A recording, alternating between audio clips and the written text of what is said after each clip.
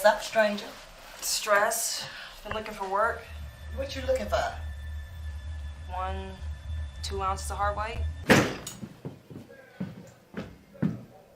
Bitch. People are always asking me, Kiki, the books that you write, is that about you? Is that about your life? I used to rob drug dealers. I used to traffic drugs. I was a savage. I used to get it, and I didn't care who I got it from. I've been looking for you for 2 weeks. Where is my money? And now I can sit here and show you guys a glimpse of my life before I turned it around. I'm gonna ask you one more time, Kiki. Think harder, right? Where's my goddamn money at?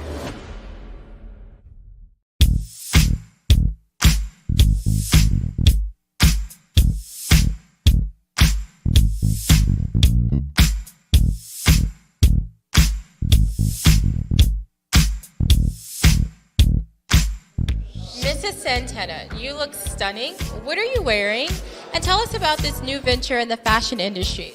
I'm wearing a piece from my own line. It's called Kais, designed by my brilliant partner and friend, Karen Blackwell.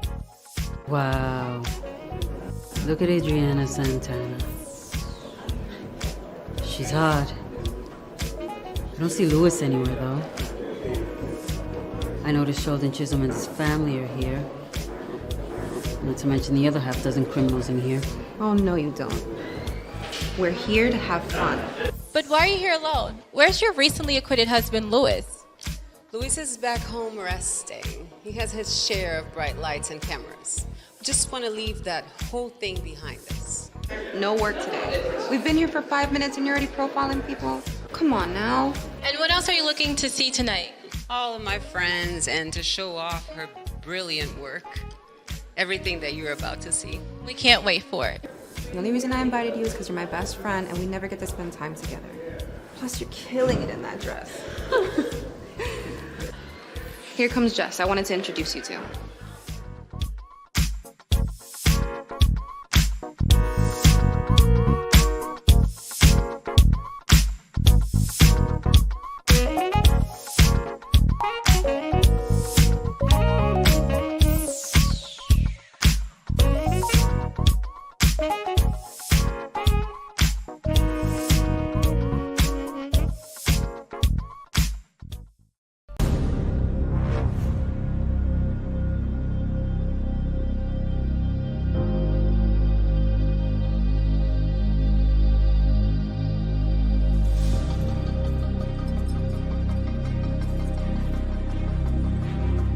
When you done? Roger that.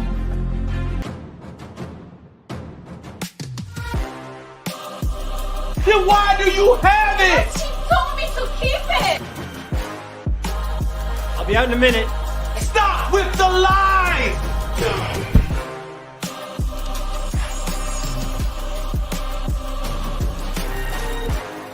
He's a very flashy Haitian with a penchant for violence. There's no one to play with, Haitian. Where's my goddamn money at? Sakura is dead. Play with me again. I'm tired of hearing you talk all the time. Save it. Save it. She's my friend. She's my friend.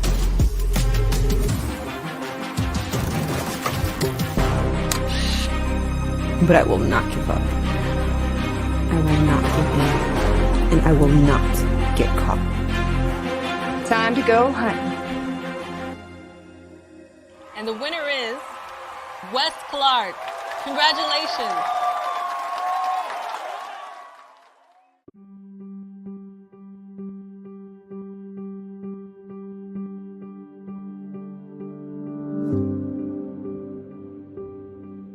Yes, she's my mother.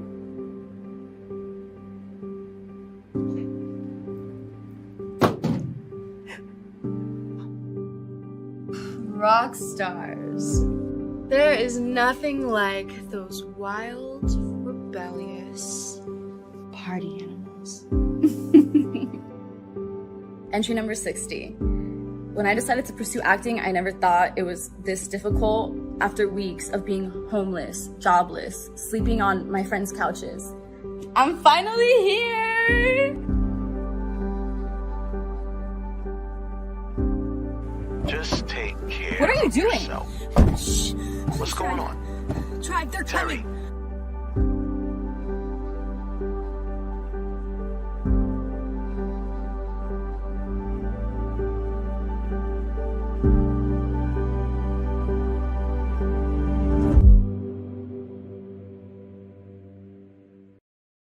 Where have you been? I've been calling you on your cell phone all day. At work.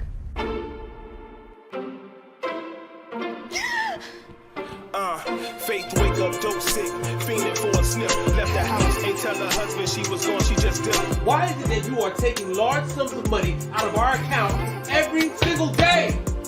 While her family's at home, she's out there chasing that high. Roaming up and down the block, she run into this pimp guy. He's conversating with her, asked her if she tryna make cash. Next thing you know, she's in front of the pink house selling the ass. Then she gets dope sick again. She need that boy, so she out there searching again. She's tired of her life. For years she done wrong. Now she wanna do right. She go to rehab to get the help she need, and she tell her family.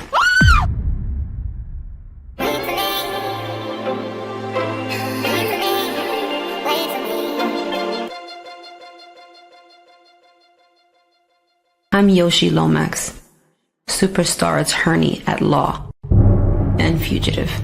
So, you're the famous Yoshi Lomax. Probably more infamous. I'm on the run from the federal government for crimes that I didn't commit. Gentlemen, I'm Deputy U.S. Marshal Sharon Starr. I'll be taking things from here. Not to mention being on the hit list of at least 3 of Miami's major crime bosses.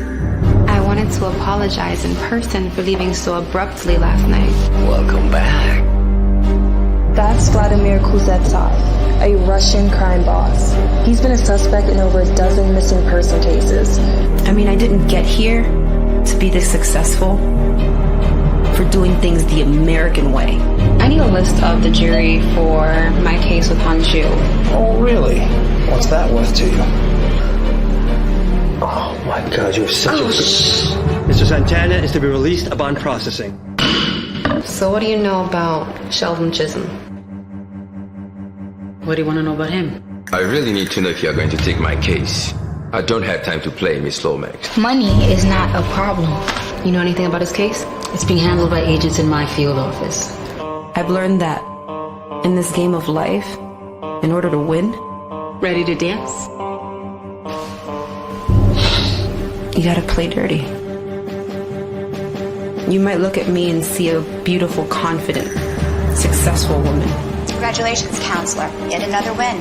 But underneath, I'm flawed. I'm broken. And I'm scared. So I have no choice but to run until I can find a way to clear my name. Miss Lomax is now considered a fugitive of the United States. Catching fugitives is my business, which makes her my suspect. You and your associates are relieved. Look. She killed one of our own. But I will not give up. All right, people, listen up. Get a picture of Miss Lomax out there so the public knows what she looks like. I will not give in. Okay. People, we got a game plan. Let's break and execute.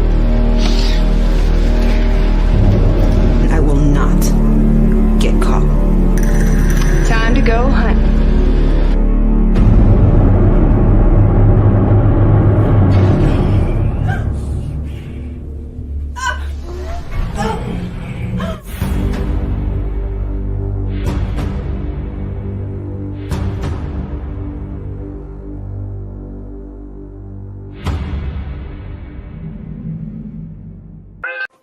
So we have the extended version of the dream sequence right here. Sheldon comes to visit Yoshi in her hotel room after their meeting. Yoshi looks a little nervous at first, but then you see things get a little steamy after he throws her against the wall. And right here, Yoshi thinks she has everything under control because that's how she manipulates men, through her sexuality. So In her mind, she has him right where she wants him.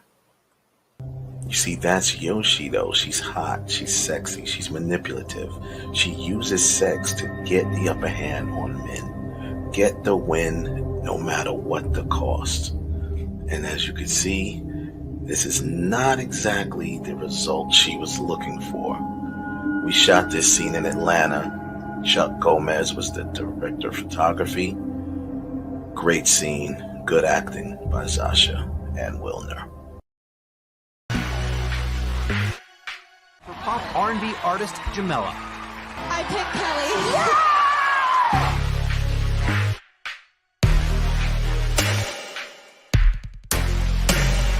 Love you, hate you. I don't know if I should leave you. Stay here, right here. Push you out, let you back it. Love you, hate you.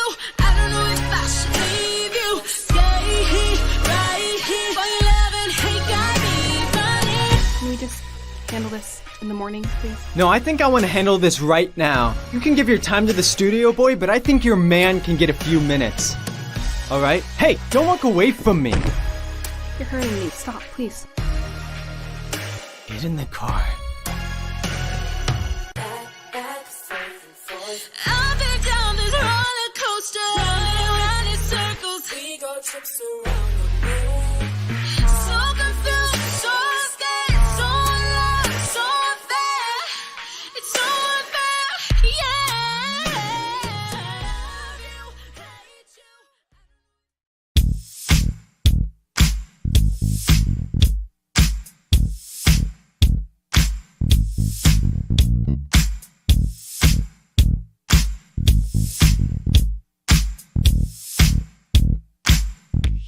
Standing next to me is one of the sponsors of tonight's fabulous event, music mogul Lance Wallace. How are you, Lance? Good evening, Michelle. I'm well, thank you.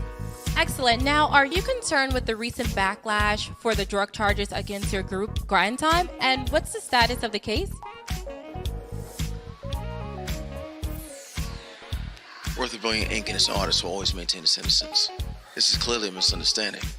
And we're here to promote positivity and give opportunity to our people and to all people. That's it. And so what do you think about Mr. Wallace is here to promote his fashion line? He will only be answering questions about that subject. Thanks.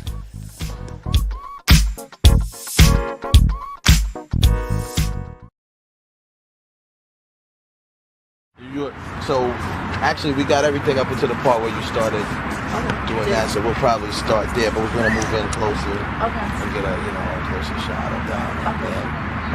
That's we'll be done with that. Okay. And then I think he wants to do some Steadicam stuff, so. Chastity, the social media influencer and rockstar killer. Maria, from Miami. And Lucy, aspiring actress. Sydney, hip-hop lover and writer, so I'm told. And my quiet one, Mackenzie. Well, hello, ladies. I'm Bella.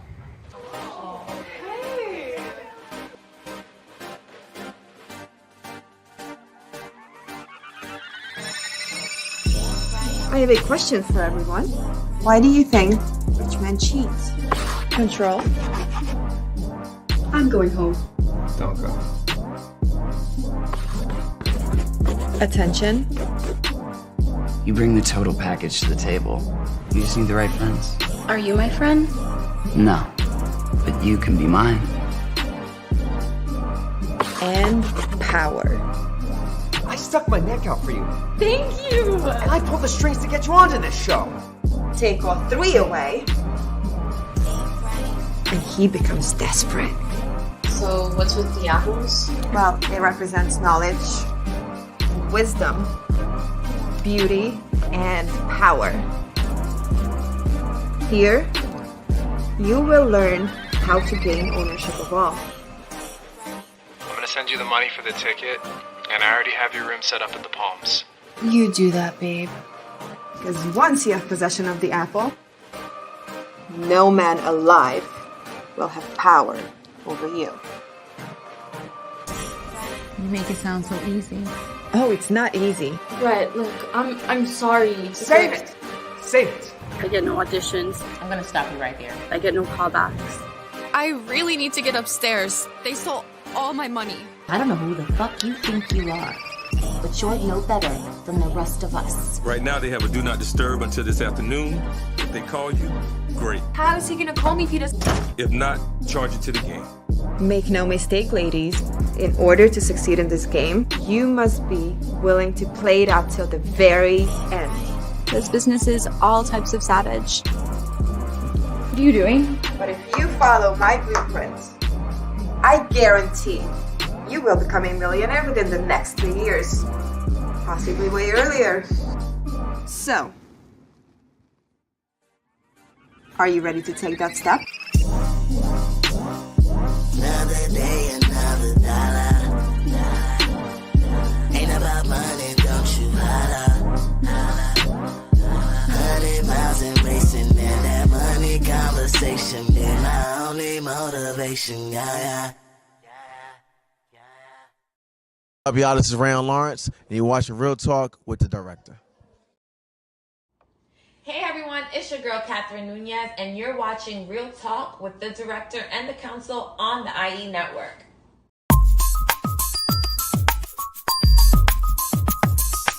Real Talk. Hey, I'm Gina Lou, and you're listening to Real Talk with the Director on Dollhouse Radio. Hey, what's up? It's Logan Browning, and you're listening to Real Talk with the Director on Dollhouse Radio. Real Talk. Hi, this is Alana De La Garza, and you're listening to Real Talk with the Director on Dollhouse Radio. Hi, I'm Diane Franklin from Better Off Dead and Bill and Ted's Excellent Adventures. You're listening to Real Talk with the Director on Dollhouse Radio. Hi, this is Monique Capri, and you are watching Real Talk with the Director on Blog Talk Radio. Hey, I'm Stormy Maya, and you are listening to Real Talk with the Director on Dollhouse Radio. It's Vicky Judy, Orange is the New Black, and I'm here with Real Talk. Yo, what up? This is Jay Ellis, and you're watching Real Talk with the Director on Dollhouse Radio. Keep it locked. Hi, I'm Rita Parks, and you're listening to Real Talk Radio with the Director. Hey, I'm Issa Rae, and you're watching Real Talk with the Director on Dollhouse Radio. All I'm offering is the truth, nothing more. Nothing more, nothing less. What's going on? Welcome back to another edition of Real Talk with the Director and the Jedi Council. I'm the Director, and we'll be with you for the next 120 minutes or so. Real Talk is brought to you each and every Monday by B2S Media. We broadcast live via the World Wide Web on YouTube. I don't know, I forgot the name of YouTube. YouTube.com/IE Network TV. And of course, Twitter, aka X. And the social network itself, Facebook, aka Meta. What's going on, people? Welcome back. It's Monday. It's December the 4th. Happy December. Christmas, holiday, all of that stuff. I'm gonna wait probably to the next week's show. Or wait, let's see. We got a show. Yeah, our last show before Christmas break will be the 18th. That's when we'll probably go into the overall battle that everyone talks about every year. Is Die Hard a Christmas movie? I think it is. A lot of us think it is. But what I also want to talk about when we get there is what constitutes a Christmas movie. I don't know if we want to discuss that this week, but we got a whole bunch of other stuff to discuss. A lot of things going on. We just had Beyonce just had her Renaissance. We'll go into that in a second because the movie was released, and I'll do that on the weekend recap. But also today, once the council, they'll probably join me in a little while. We have a special guest host joining us. Seven is going to be joining us. Today we're going to kind of announce our newest tournament, and I mean, it's no secret. It's our newest tournament's going to be the battle of the battle of the movie songs. Movie songs, not soundtracks, not scores. So you will not find, the Imperial March in this from Star Wars, or you won't find the Superman theme song.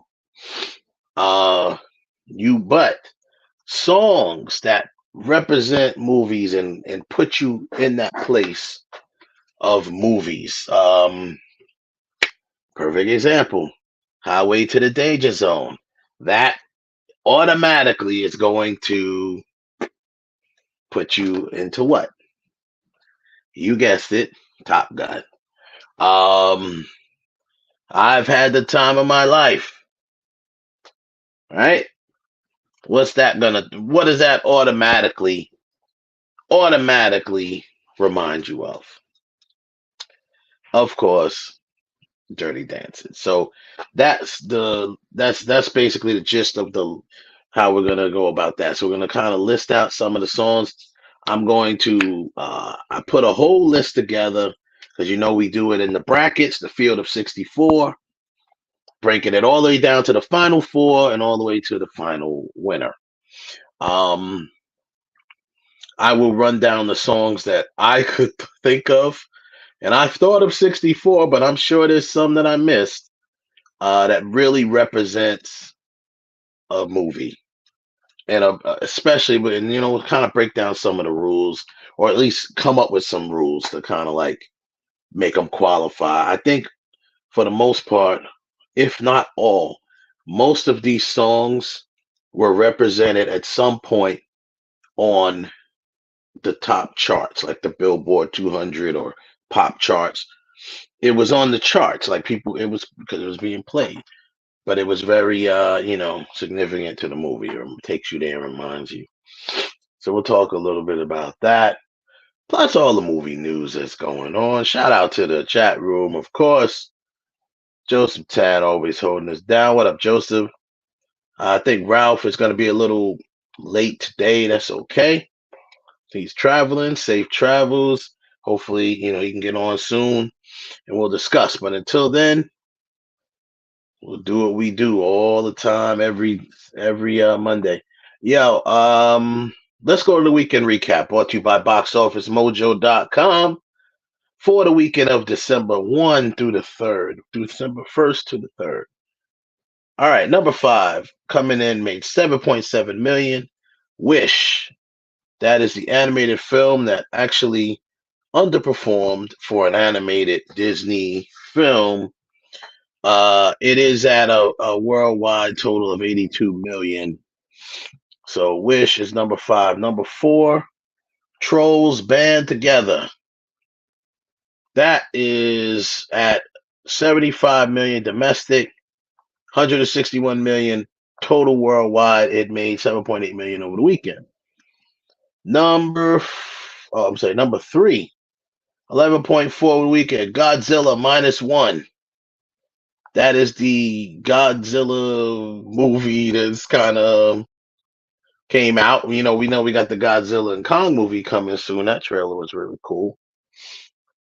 That movie made 11 point something million. It's domestic and 34 million worldwide. Surprised that didn't make more money overseas. It made 23 million. Then we have number 2, 14.2 million over this weekend. The Hunger Games, The Ballad of Songbird and Snakes, which brings that worldwide total to 243. That is the prequel to the Hunger Games series or trilogy that we all know starring Jennifer Lawrence. This one does not star Jennifer Lawrence, but it's got some other cool names in it. That's the prequel. 243 million worldwide. And number 1 at 21.8 million opening weekend, it is Beyonce Renaissance, a film by Beyonce. That is her Renaissance tour film. This is, concert film. She that made 21 million opening this weekend that just passed. It just opened on the 1st. with 5.5 million international, 27 million worldwide. So there you have it. It is way. I mean, it was cool. It was number one this week. And if I'm not mistaken, it is definitely way lower than Taylor Swift's concert movie, the Eras Tour. I think, if I can remember quickly, their opening weekend. What was Taylor Swift's opening weekend? Yeah, way lower because the release date for that was October 13th. Domestic, and that opening weekend was 92 million. Opening at 92 million. Yeah, that was then. It grossed 170 million domestic, and yeah. I'm just saying, you have those two tours there, so there you go. Go ahead, Beehive. You got y'all better get out there. So that's your weekend recap brought to you by BoxOfficeMojo.com for the weekend of December 1st through the 3rd. Shout out to all the December babies. And yeah, man, so you are listening to Real Talk. I'm just still laughing about that. Not laughing, but just talking about that. Let's bring in I got my Jedi Council with me. At least I got one half of them with me. Ralph's on his way. And Kev, what's up, brother? You in the building and joining us today as our special guest host today. Your boy, Seven. What's good, my dude? What's going on? You can hear me well? I hear you, sir. What's going on, Kev, my man? What's going on, homie? Yeah, man. Yo. The band's back together. So the band's back together. First of all, I gotta jump in the fire on this one. Okay.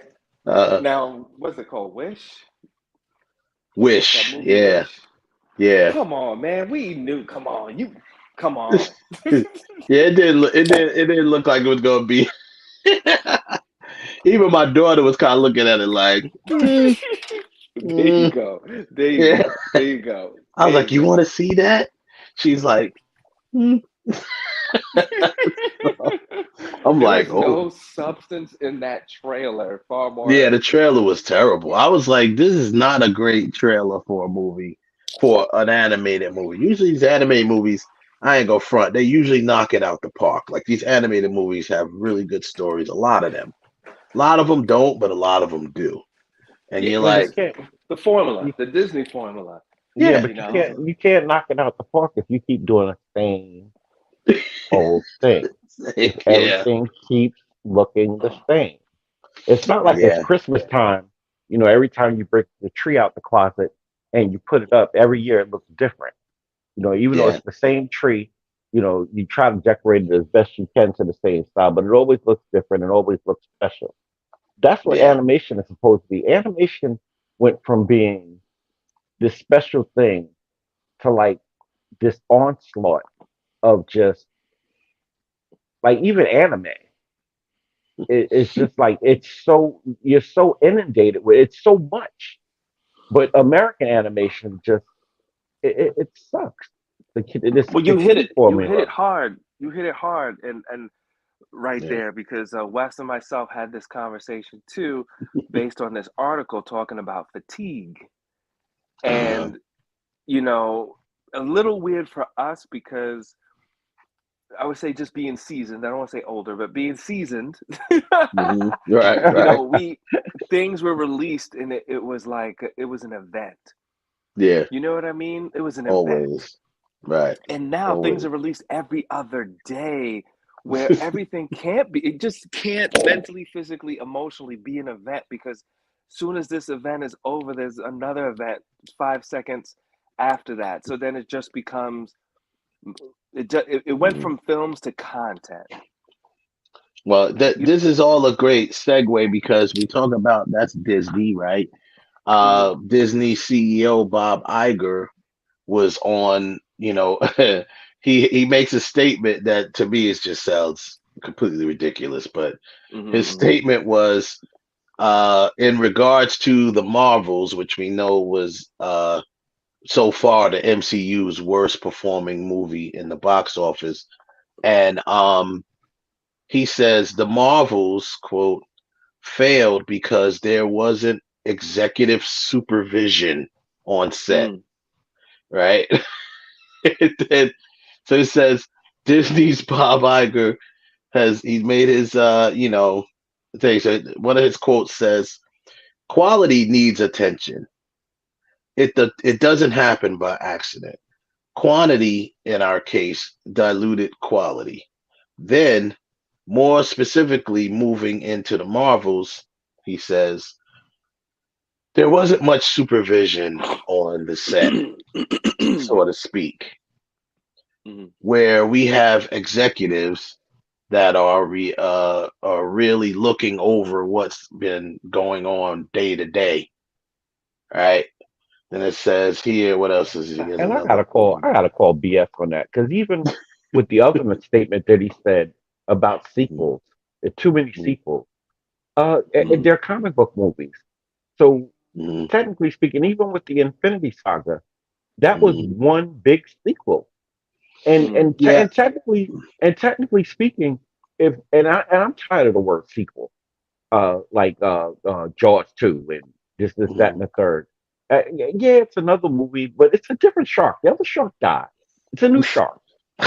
So why are we calling it Jaws 2? A sequel is a sequel, but I mean, I think where it is to me, where I like half and half agree with you. Like the Infinity Saga wasn't necessarily a bunch of sequels, but each movie did have a sequel though. Each one of the movies, except for Hulk and like Captain Marvel, didn't have a sequel within the Infinity Saga. This is Captain Marvel's sequel.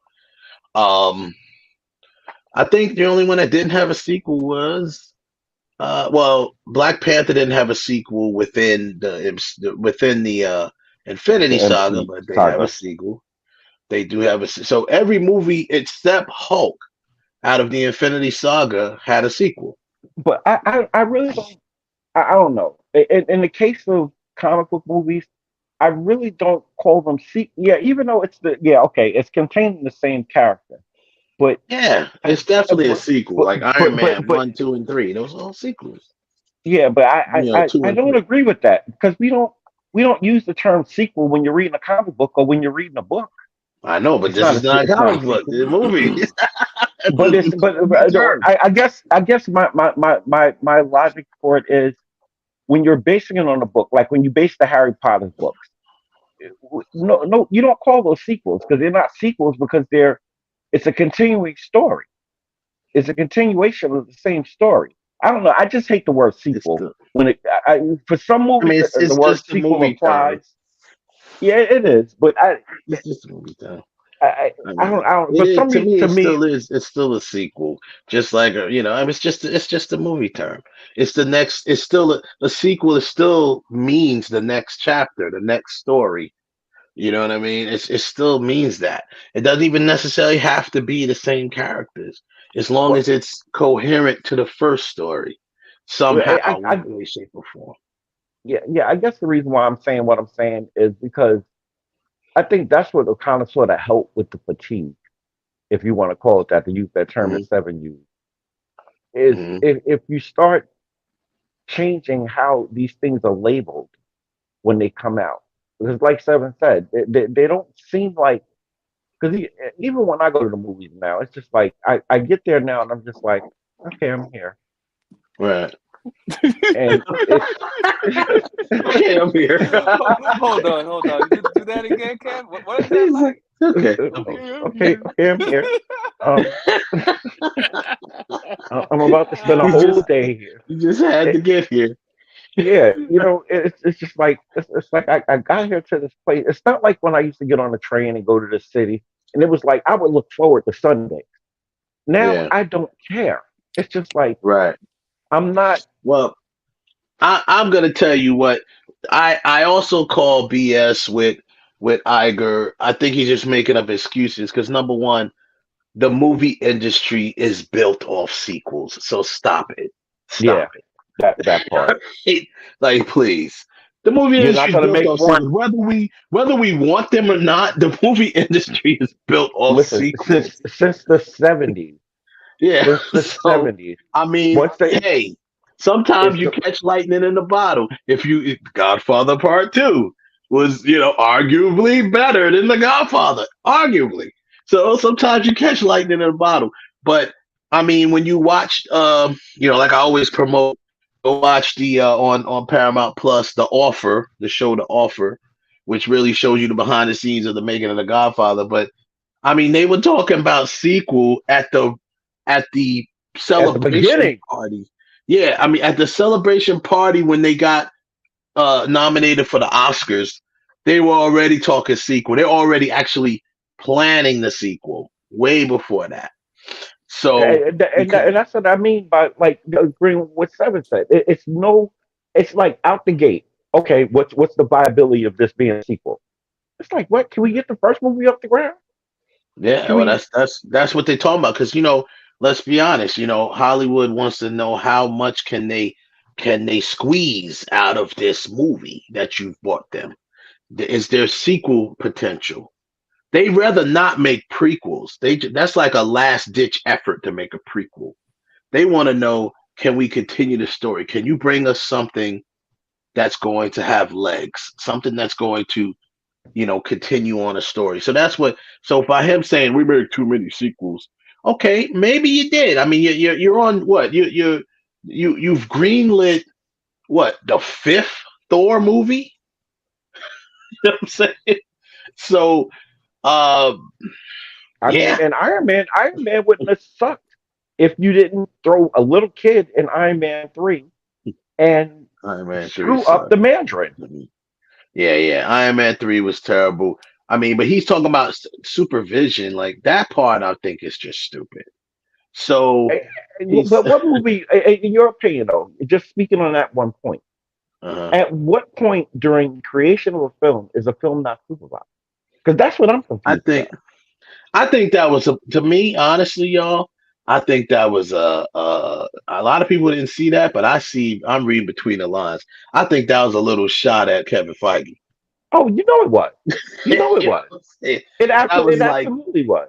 You need to be checking in more on what's going on. That's basically what he's saying. Supervision, executive supervision. Who the hell else is going to supervise this? Kevin Feige is the head of Marvel. He's the guy, right? So, and there's certain movies that Kevin Feige did check out on because he trusted the leader, such as Black Panther. Kevin Feige was, all his stuff, all his involvement was in the beginning. But once the production went, he left it to Ryan Coogler to do what he needs to do what he got to do. But that was a good clapback. Someone said, and it poses a question. Mm-hmm. Was he clapping back at this female Black director? I gotta say, good question. Now I have to say, if that was a clapback at her, Iger needs to be punched in his mouth because this movie was way better than the first one, and I like the first one. This one was way better. It had more direction. The problem with this one was it was too damn short. Yeah, I think it didn't have enough. To me, this one didn't have enough story. The story on certain aspects. I didn't have a big problem with it. See, the problem is this. This is what I said from day one, and we lost 7, but I'm sure he'll be back on. The problem I have with this whole thing is, I believe that, okay, Infinity Saga is over with Endgame. They had, of course, had more stories to tell. You had, the movies that immediately followed Endgame did well because people still just wanted more, right? You had really basically Spider-Man No Way Home. And Sarah came back. Okay, we got 7 back. So yeah, basically Spider-Man No Way Home. That was like that, and I guess which one was kind of like the last movie of the Infinity? Probably that. Either that or Doctor Strange in the Multiverse of Madness. But that kind of like ended it and started up the multiverse stuff. That was the start. That was kind of sort of the start of the multiverse stuff. Yeah, like so Spider-Man might have been like the end of the between Infinity Spider-Man and Black Panther. No, actually, the TV shows are actually the end of it. Well, yeah, but I mean like the movie. Oh, you mean the movies? Yeah, I think the last movie of the Infinity Saga, so to speak, was Infinity War. Last movie is actually Endgame, but I'm just saying like. Oh yeah, after Endgame, people were still they wanted to see Spider-Man because it still kind of gave you a little bit of aftermath. Yeah, post Endgame stuff, and then and that was a good story. I just think that once Endgame happened, now I think Marvel, in my opinion, Disney was having trouble retraining the non-comic books. I don't like to lash out at non-comic book fans, but retraining the non-comic moviegoers, right? Because that's what they have to do now. Because everyone is still. I mean, to this day, Kevin Feige just the other day had to shut down these scoopers and people like that with all these rumors saying that they're gonna try to resurrect Iron Man and bring back Robert Downey Jr. They're not doing that. He's dead. That's it. Let it go. They're not bringing back Iron Man. If they bring him back, it would be for Secret Wars. And I don't even think they're going to do that. But if they did, it would be that. They have opportunity to do it. But he just said, Kevin Feige just confirmed that they will not be bringing back Robert Downey Jr. and Iron Man. They may have a variant of him. We all know that. There may be a variant with another actor playing him. But pretty much Robert Downey, and they keep the rumors about Captain America coming back. Chris Evans already said. He said, "They ain't nobody said nothing to me, so y'all shut up." Yeah, exactly. But people keep starting these rumors just so they have, clickbait. So they have talk about. Yeah. So people be like, "Oh, really?" I mean, the fact of the matter is, they're definitely having some writing trouble. They got rid of, and I get it. They wanted to start fresh. They got different directors, different writers, stuff like that, trying to start fresh. Russos are gone. Now Taika's gone. Like all of the different people that they was used to are gone, right? So now they're bringing other people in. Cool. But I think they're having trouble. Look at all the trouble they've been having with writing. They've been, scrapping their whole creative teams on multiple projects. Blade, Daredevil, they're having trouble with writing, a whole bunch of stuff. So they're having trouble because they have to retrain everybody now because Infinity War and Infinity Saga is over. Now you got to introduce a new villain, which they were they have done that, on track with that, but now then the stupidness that's happened with Jonathan Majors kind of has them in limbo right now because Kang is still their villain. Of course, we will see Doom down the line, which newsflash, people, just want to let everybody know. Everyone's acting like this is like acting brand new, like this. Oh, they're going to replace Kang with Doom. No, they are not. Doom was always supposed to be there, and he will. That was always in the plan because the fact that they announced Secret Wars tells you that Doom has always been in the plan. Also, Doom is one of Marvel's most beloved, most popular. Yes. So they don't want to waste him. I think that's why they went with Kang, because he's not as popular. Because you don't want to shoot your shot too quick. Well, They're too well, quick. actually, Kang. Exactly.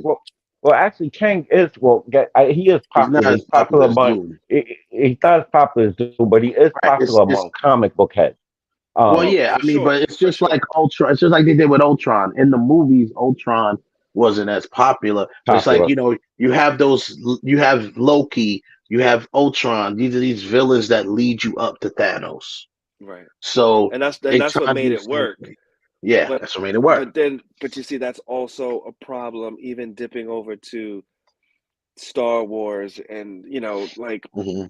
and of course you see it if you really cross the fence and go away to DC, where Hmm. they have so many characters, they have so many things that they could pluck at, and there's this new trend of, well, let's just pluck at the B, C, D listers, Hmm. use that up and build it, use that up and build it. But even that Yeah. is getting kind of, because there are characters that people want really bad.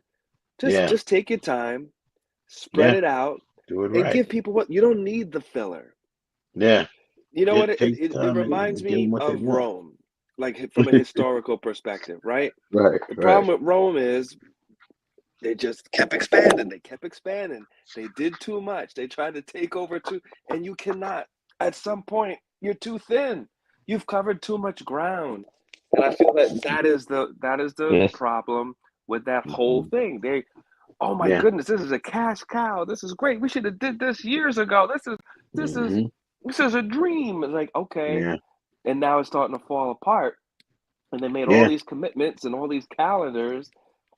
And the elephant in the room is, if the Screen Actors Guild vote does not go through, I mean, dun dun dun. Hmm. Right. If you think there's drama now, wait until tonight. Girl.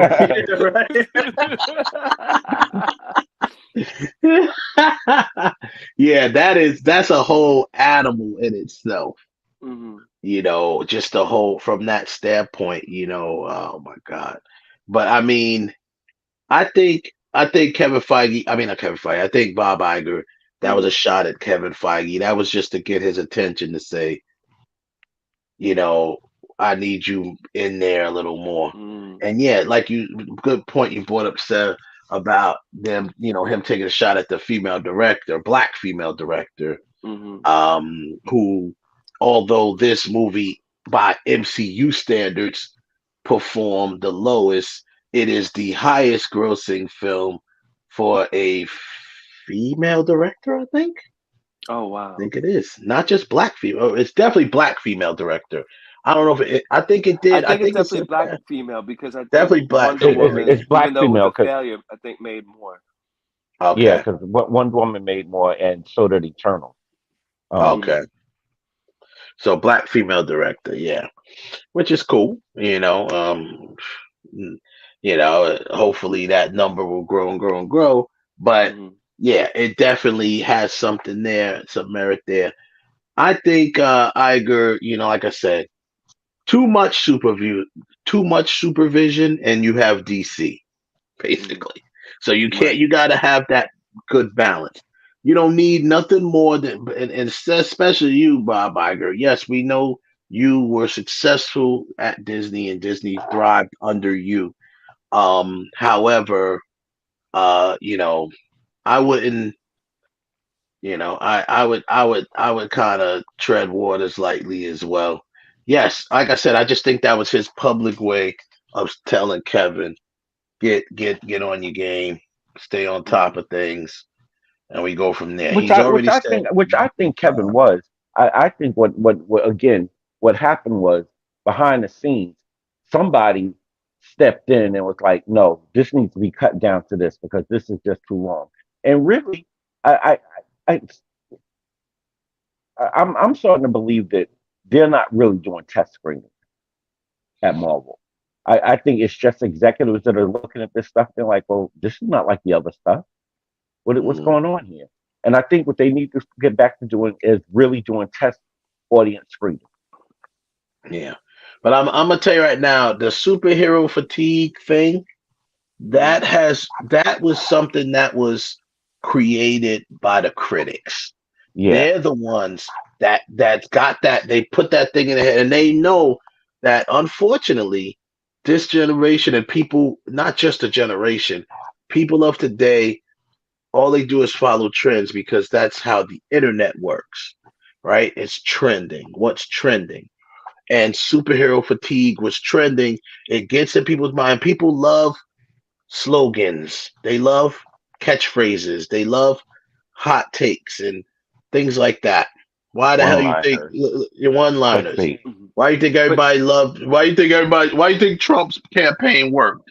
Because people love to say one-liners and a bunch of slogans and a bunch of. But you know what, Wes? To Kevin's point, as far as testing, and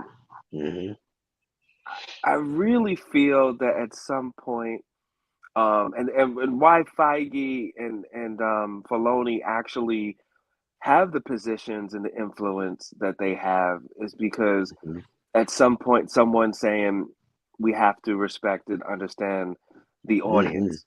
You know what I mean? Because at the end of the day, and the source material too. I believe. Material, because it was maybe about 2017. I think it was either 17 or 2018. Myself and a co-host for Geekcaster actually used those words. We actually said that we're going to create this this fatigue. We're just where people are it's just too much content, too much, too fast. And we saw like the outline even then, glimpses of it, of what was going to go down the pipeline as far as production. And ironically enough, we laughed about it last week of like everything we predicted is now coming to light. And I don't think it really hit everybody yet. I think because of the strikes and things, it did slow things down, which people probably lost money, but this was probably the best thing for them because putting things out so fast and keeping it with a deadline, you don't have the time to test as much.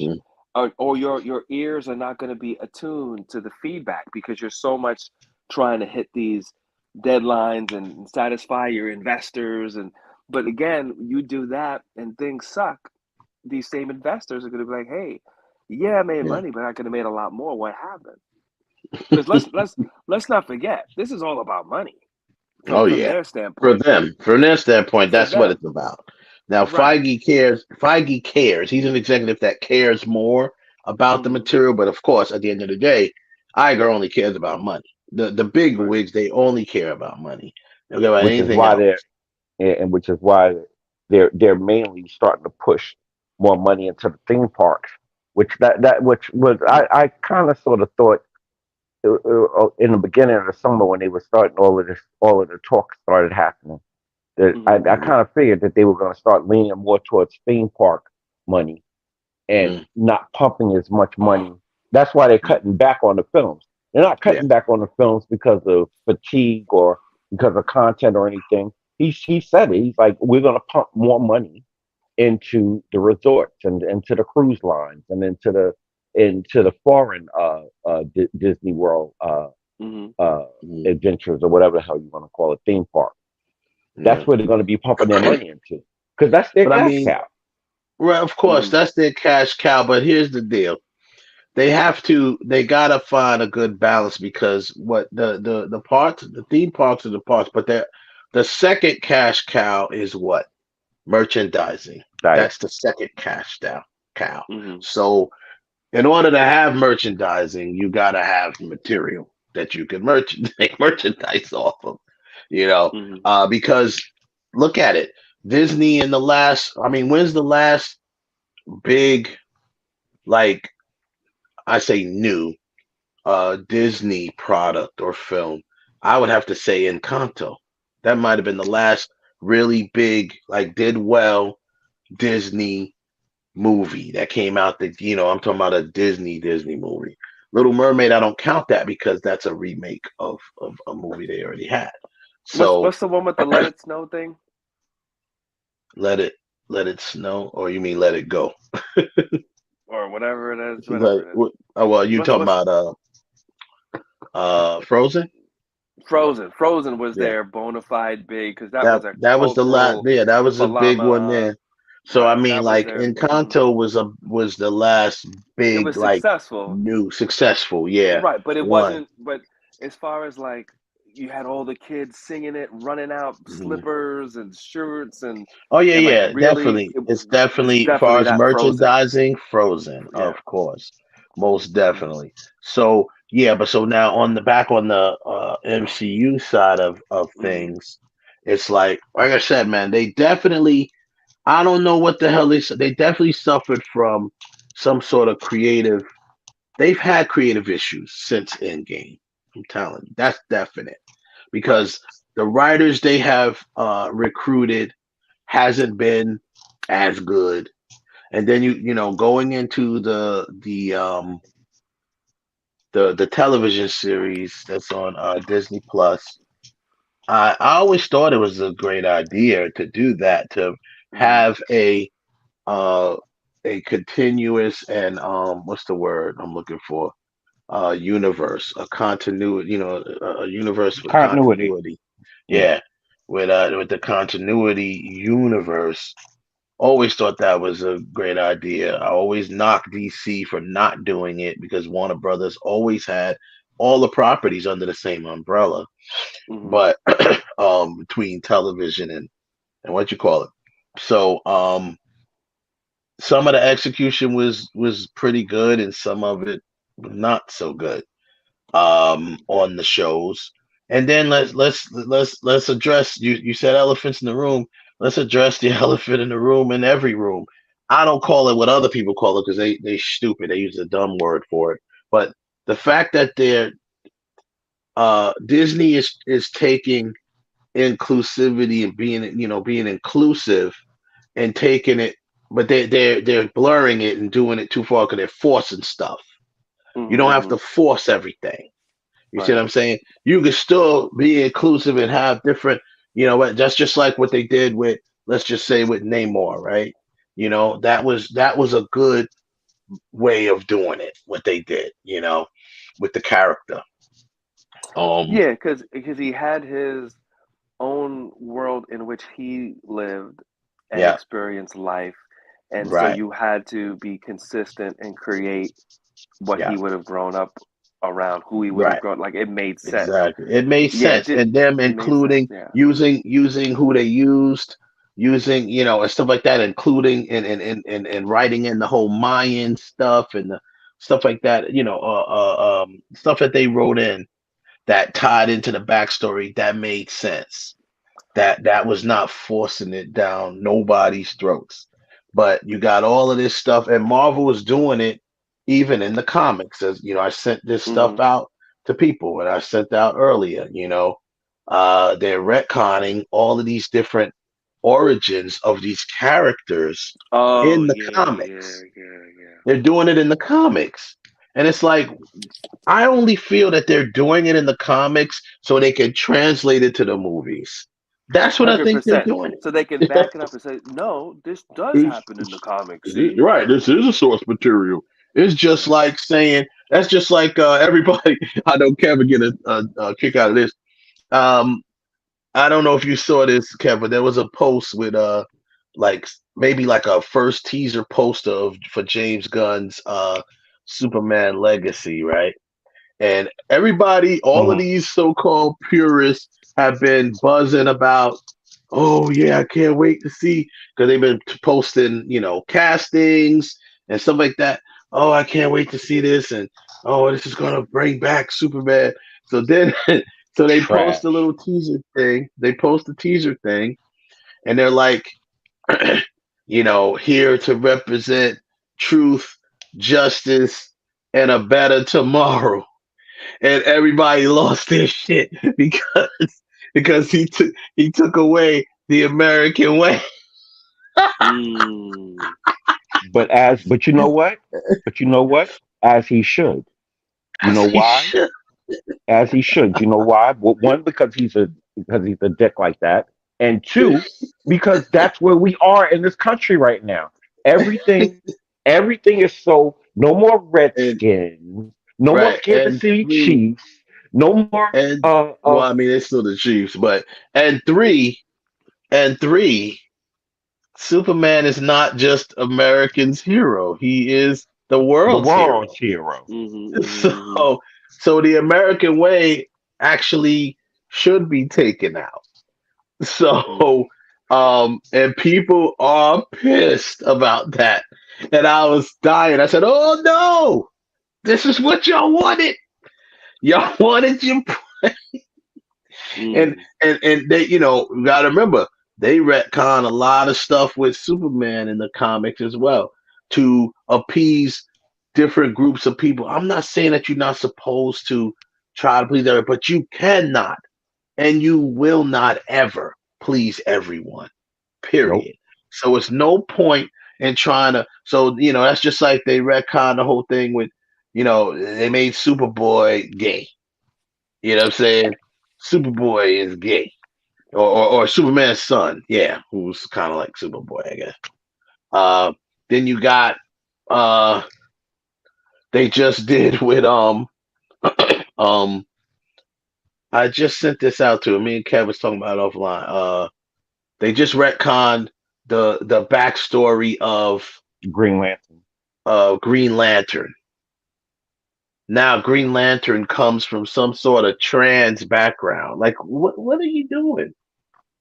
What are y'all doing? Also, you know what? It's interesting too that if you are interested in exploring and reaching out to a whole new fan Community. base or whatever community, why would you just not create a new character? This is exactly what I said when I was talking You about know that. what I mean? And I don't want to hear Exactly excuses what we like, just well, said. we just don't want to pay for more trademarks and stuff because you got the money. So it's just like, are you that lazy? And it's like, if you got something that's good that people like, don't mess with it. Introduce something else and see if they like that other thing, and then you can put it with the older thing. You see what I'm saying? But Seven, they can't do that. You know why they can't do that? Why? Because everybody gets a trophy. Everybody gets a trophy here, right?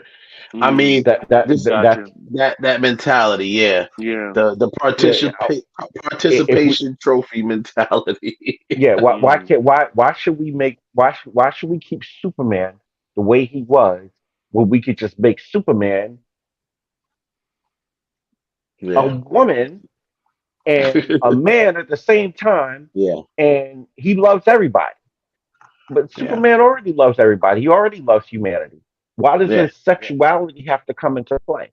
Again, like Seven said, and like you said earlier, Wes, a new character. This is the time for new creation. And Seven hit it on the head again. Laziness. Yeah. Just lazy. And they just did it again. Now Marvel, that was DC. Marvel did it with Nightcrawler. So they retconned Nightcrawler's origin to come from two lesbian mothers. His biological mother, Mystique, who is a lesbian with whoever, and those are his mothers.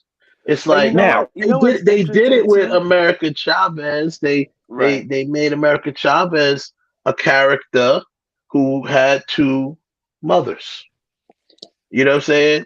If there was some sort of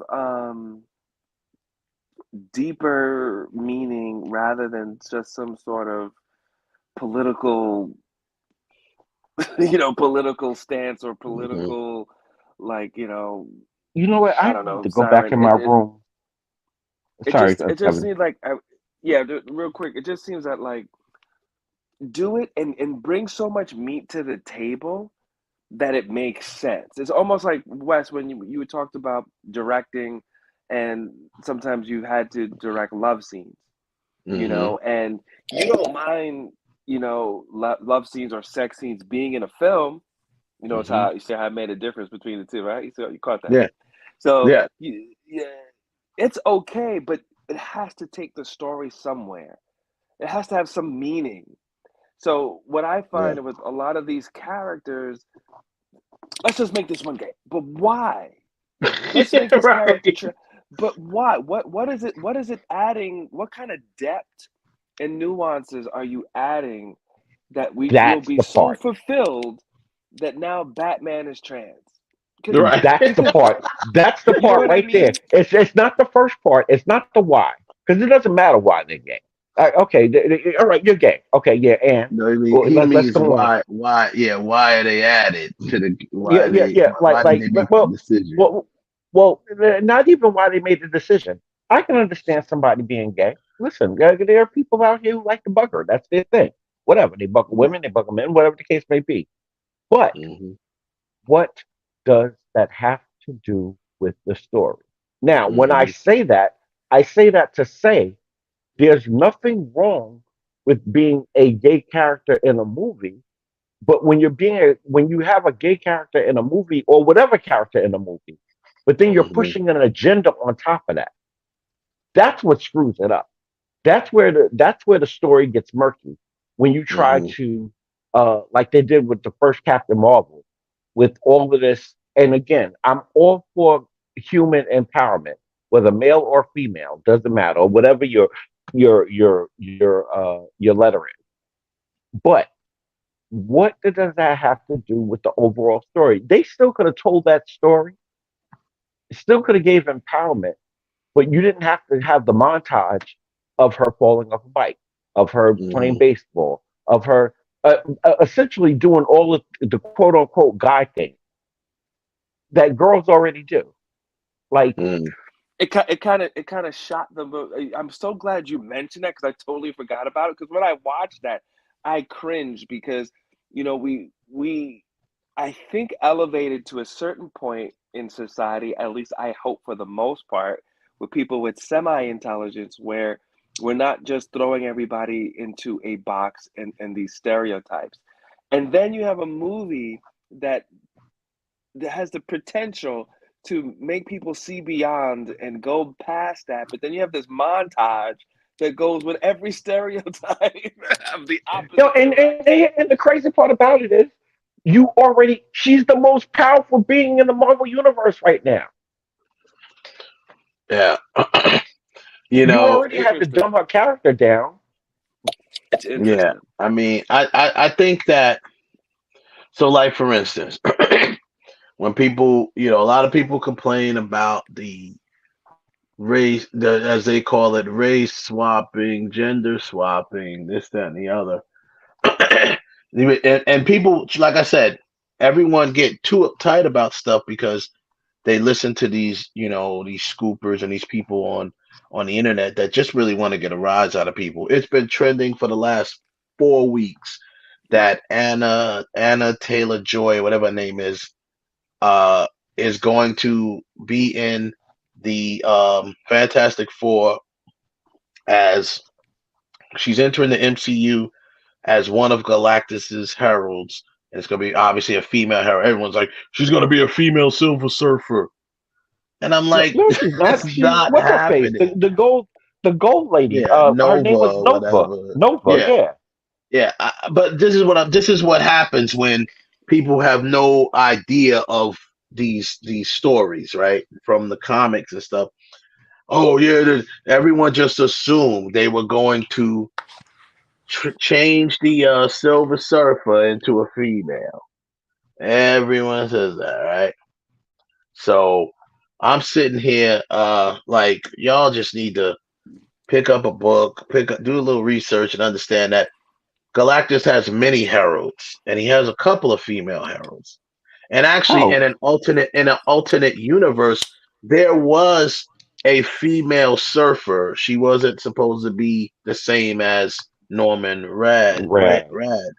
But in an alternate universe. But I knew they weren't going to do it. They're not going to do it. There's no way Marvel would be that, I'm going to say it, be that stupid to have a chance to redo the Silver Surfer and just completely, change the character and swap into a female. That would be suicide. That would be. But you know what? It's interesting how people have accepted this multiverse thing so much, because it is a legal grab as well as a cash grab. And what I mean by a legal grab is that, you know, between Marvel and DC, because they're in bed with each other, have created this legal network of basically no one could create anything. And what I mean by that is, you know, like if you came up with a female from Crypto and instead of this green stuff, there was this orange stuff that made you weak, whatever like that, they'll be like, well, that's Superman. Like, no, this is a Superwoman. No, we have a Superwoman. No, we have it. So think about it. As they keep creating 50 million Batmans, 50 million Spider-Mans, 50 million, it gets to a certain point that no one independent can create a character that doesn't step on the toe or have some sort of resemblance from something that's not under the Marvel and DC umbrella. So when it comes to playing Monopoly, it's my theory, but I think it when you think about it, it does make sense. It puts them in this position where they basically control all superheroes. Well, they do. The term superhero is, they own that too. I think they own that, if I'm not mistaken, between the two of them. They own that term, but see, there's a line. There's definitely a line there, and there's definitely wiggle room because, or else we wouldn't have the boys. Boys, yeah. You know what I'm saying? The boys. There is wiggle room, for sure. But I'm just saying that, like, when you go to cons and you see a lot of independent creatives, my heart sometimes goes out to them because for the most part, you know, unless you like the person or really jump into it, it really makes it difficult to create something fresh and something new without it really rubbing a lot of influences from something that's not already controlled by DC or Marvel. But see, that in itself is inspiration comes from inspiration. Like DC and Marvel is built off the very thing that you're saying. Like 100%, 100%. Literally stole from each other, like to create characters. I mean, hell, Marvel went as far as to create a whole character and flipped it off of Wade Wilson. Flipped it off of Slade. Yeah, Slade Wilson. And then he made Wade Wilson. Yeah. No, it's definitely. And again, legally, there's loopholes legally that no one can challenge or whatever. But I'm just saying from a fan perspective and getting people, you know, if you came up with a spider instead of calling Spider-Man Tarantula Man, and then you believe in Tarantula Man, you really got to go hard to grab those fans to be like, the fans, that's where it is. You can get away with the copyright part of it because they can't just copyright everything. You can do stuff like that because, like we said, look at the boys. They got parody characters of every comic. Not even really, and it's not parody because it's not a parody show. You know, they're characters that are designed to remind you of that character, but they are their own character. You know, it's almost like when all of the guys broke up from Marvel and went and formed Image Comics. Right. Yeah. Those were all guys that created all of the Marvel, a lot of the Marvel characters that we know and love. But then they went and created their own characters when they did Image. You know, they couldn't take those characters with them because Marvel owned them. But not to get too far off of it, I think I think at the end of the day, Marvel's definitely suffering from something. They're not just and I think it's more on the creative side, more on the quality side. So he is right by saying the quality is suffering, but I don't think it's suffering because lack of supervision. That doesn't make sense to me. No. That should have been All of that stuff should have happened before you roll camera. If you don't think this is a quality product, you shouldn't even be rolling camera. Sorry, that's funny. Oh, You know what I'm man. saying? I Should mean, we really say though. roll camera yet? Wait a minute. Maybe we should read the script before we start. Yeah. Like, You want to sit here and say, you want to sit and be like, oh, it wasn't because of the quality. What can you do? So now you're talking about what? Stopping shit in the middle of filming and reshooting and recasting and that's what they've been doing lately. They've been reshooting, reshoots happen, but they've been doing it a lot. And they've been, completely scrapping projects and going into which that's a whole nother story I want to jump onto as well. DC, not DC, Warner Brothers is facing a little trouble, possibly, with what's called scrapping projects, such as like what they did with Batgirl and the Green Lanterns and all different other projects, because that is a legal loophole, a way of not paying certain taxes. That's a tax issue by doing that, because you could write that movie off that you just scrapped. You know what I'm saying? You put all this money into shooting a film and you never put it out and you don't pay the proper tax on it because you're writing it off. Right? Because you scrapped it. So that's like a practice. It's something that I don't completely understand it, but I was doing some research on it. But it is a practice that companies, big corporations or movie corporations and it's super simple. It's super simple. I mean, you see that when it comes to film, but any kind of business, there's room to write things off that don't work, that break, that just, fill in the blank. So it is the perfect disguise. It's like, oh, well, we did everything we were supposed to. We spent $1 million, making them, doing the publicity, We spent $30 million actually making it. We spent So at the end of the day, there's $50 million at the end of the day that they could write off. And it's actually more worth it to them to write off the $50 million than to just do the 50 and make 10 million in profit. 10 million in profit is not enough. Yeah. So they're actually facing some trouble from doing that as of lately. Other things in news before we get to our main topic. So we all know that it's been reported that we know Melissa Barrera was fired from the Scream franchise. She was the lead character in the last 2 Scream films, right? Scream 5 and 6. They're working on Scream 7, which also would have had her and, of course, Jenna Ortega in the leads again. Now, remember, I don't know if people do remember, I'll remind you, last movie when they were filming Scream 6, Neve Campbell exited the franchise because she felt disrespected because they didn't want to pay her what she felt she wanted to be paid for coming back yet again to the franchise as Sidney Prescott, the main character overall of the franchise. They decided to say, kick rocks, and we'll go ahead and do the franchise without you because we got these 2 new, young, beautiful, talented actresses, right?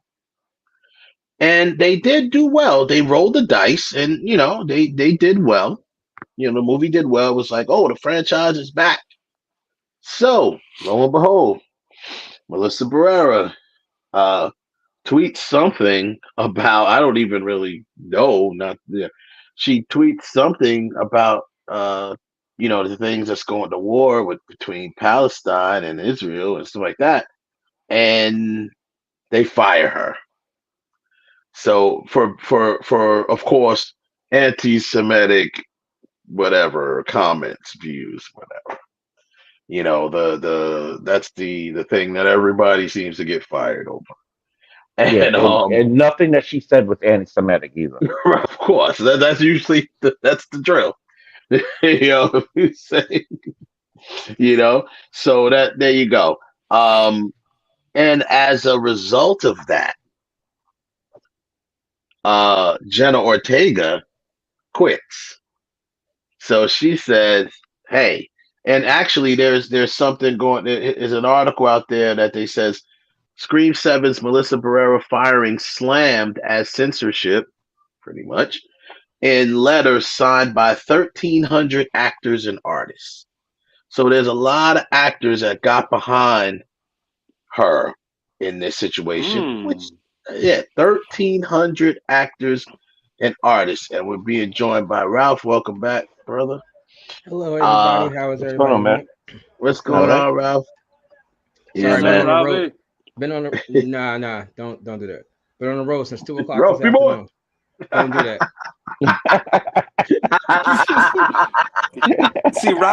See, Ralph, the key was just let it rock. The fact that you put a stance, now everybody wants to do it.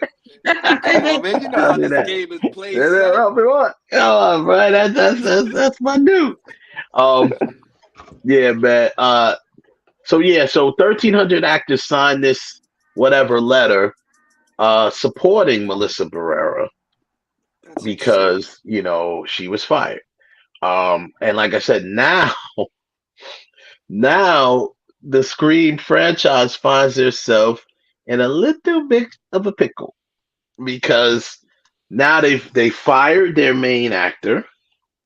They lost their second main actor because she quit because the way they just did the first actor. And now they're in a desperate attempt to save the franchise. They're going back to try to get Neve Campbell.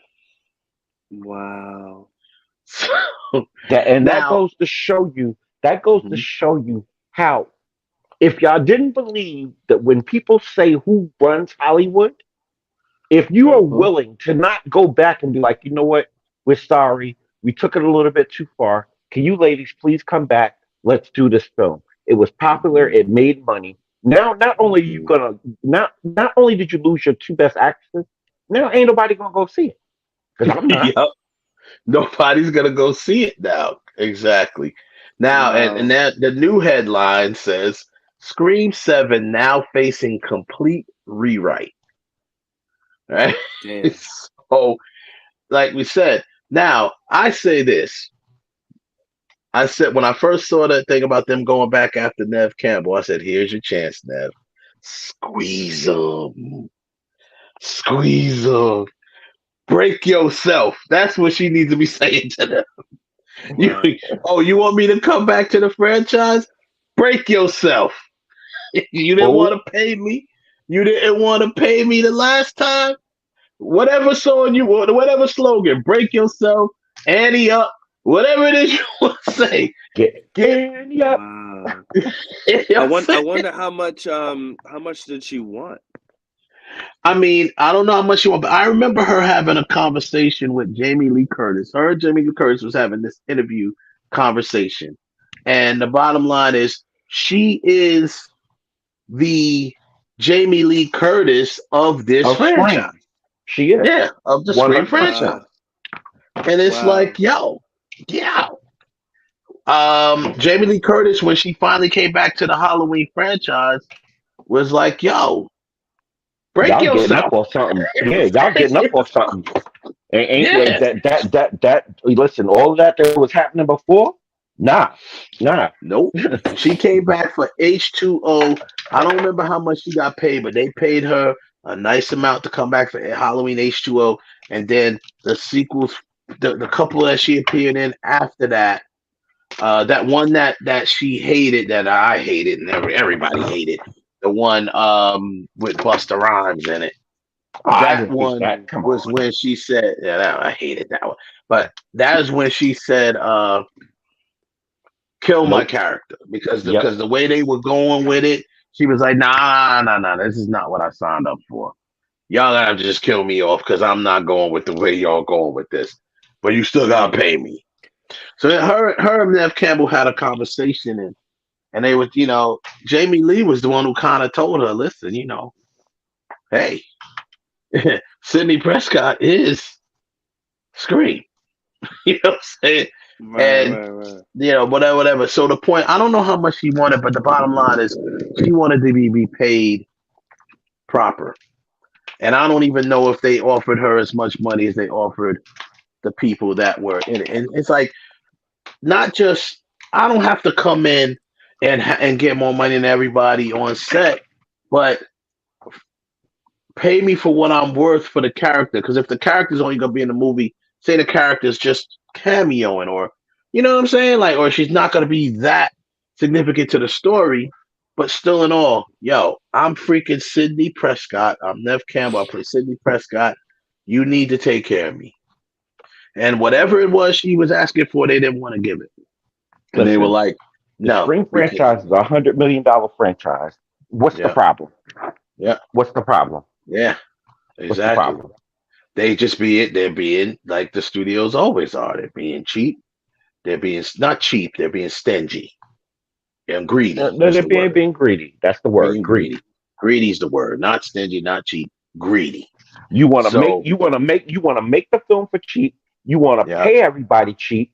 Then you want to sell movie tickets for mad expensive, and then you want to keep all the money. And you don't want to give the movie theaters any money. They barely get a cut of the films that you're pushing into. So at what point, and this is why Wes's point of independence is like, thank God for somebody like Tyler Perry. Tyler Perry should be the example of what everybody should be shooting for. Screw Hollywood. Take you and your old boys club and stick it up your rear end, because we live in a day and age now where you can film on an iPhone and still get the same quality as a red camera. So because of those two little elements that we always talk about that film is made up of, light and sound. Film is made up of light and sound. So I don't care what you're filming it on. Yes, don't get me wrong. I use red cameras myself. Red cameras are great and they do a lot of great things. But if you don't know how to use it, it's just a camera. That's all it is. If you know how to use it, if you don't have the concept of light and sound, it doesn't matter what you use. You can use, this is the camera that we shot Avatar with. You could use that. Doesn't matter if you don't know how light and sound. Shout out to Heaven Hollywood, who's lurking in the comments out there. And but like I said, here's the last thing on this. So apparently, what they said when they fired her was based on whatever she tweeted.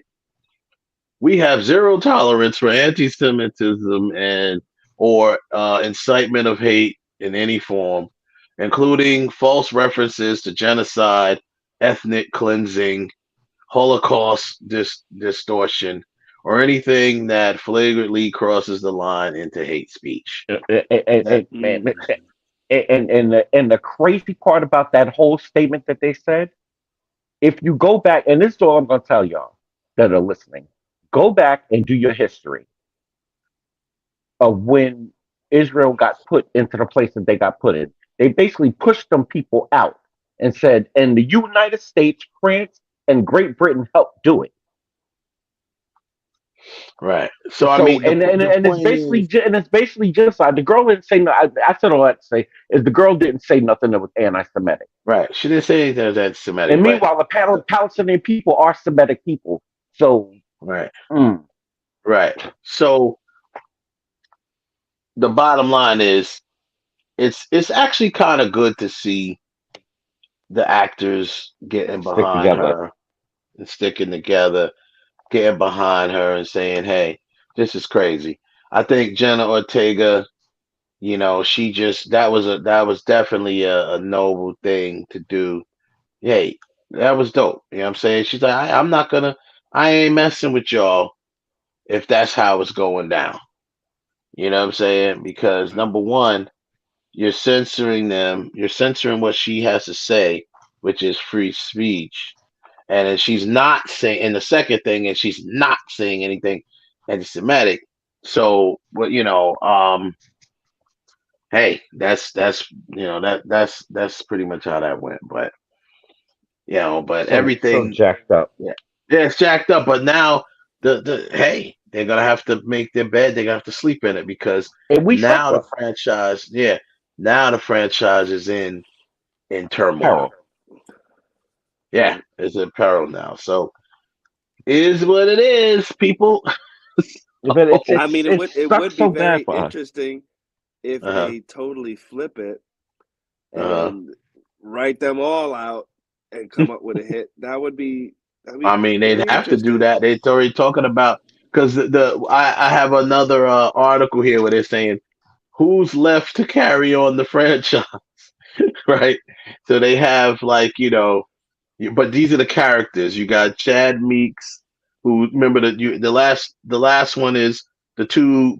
I guess they were like twin brother and sister, the black guy and the black girl. Yeah. Mm-hmm. Right. Mm-hmm. That's actually they're mixed because that's actually Randy's kids, right? Oh no, it's Randy's niece and nephew. That's what it was. Randy's sister's kids. So Randy from the first one, obviously the one who came up with the rules of surviving a horror film. He is the character. Obviously, he's dead now.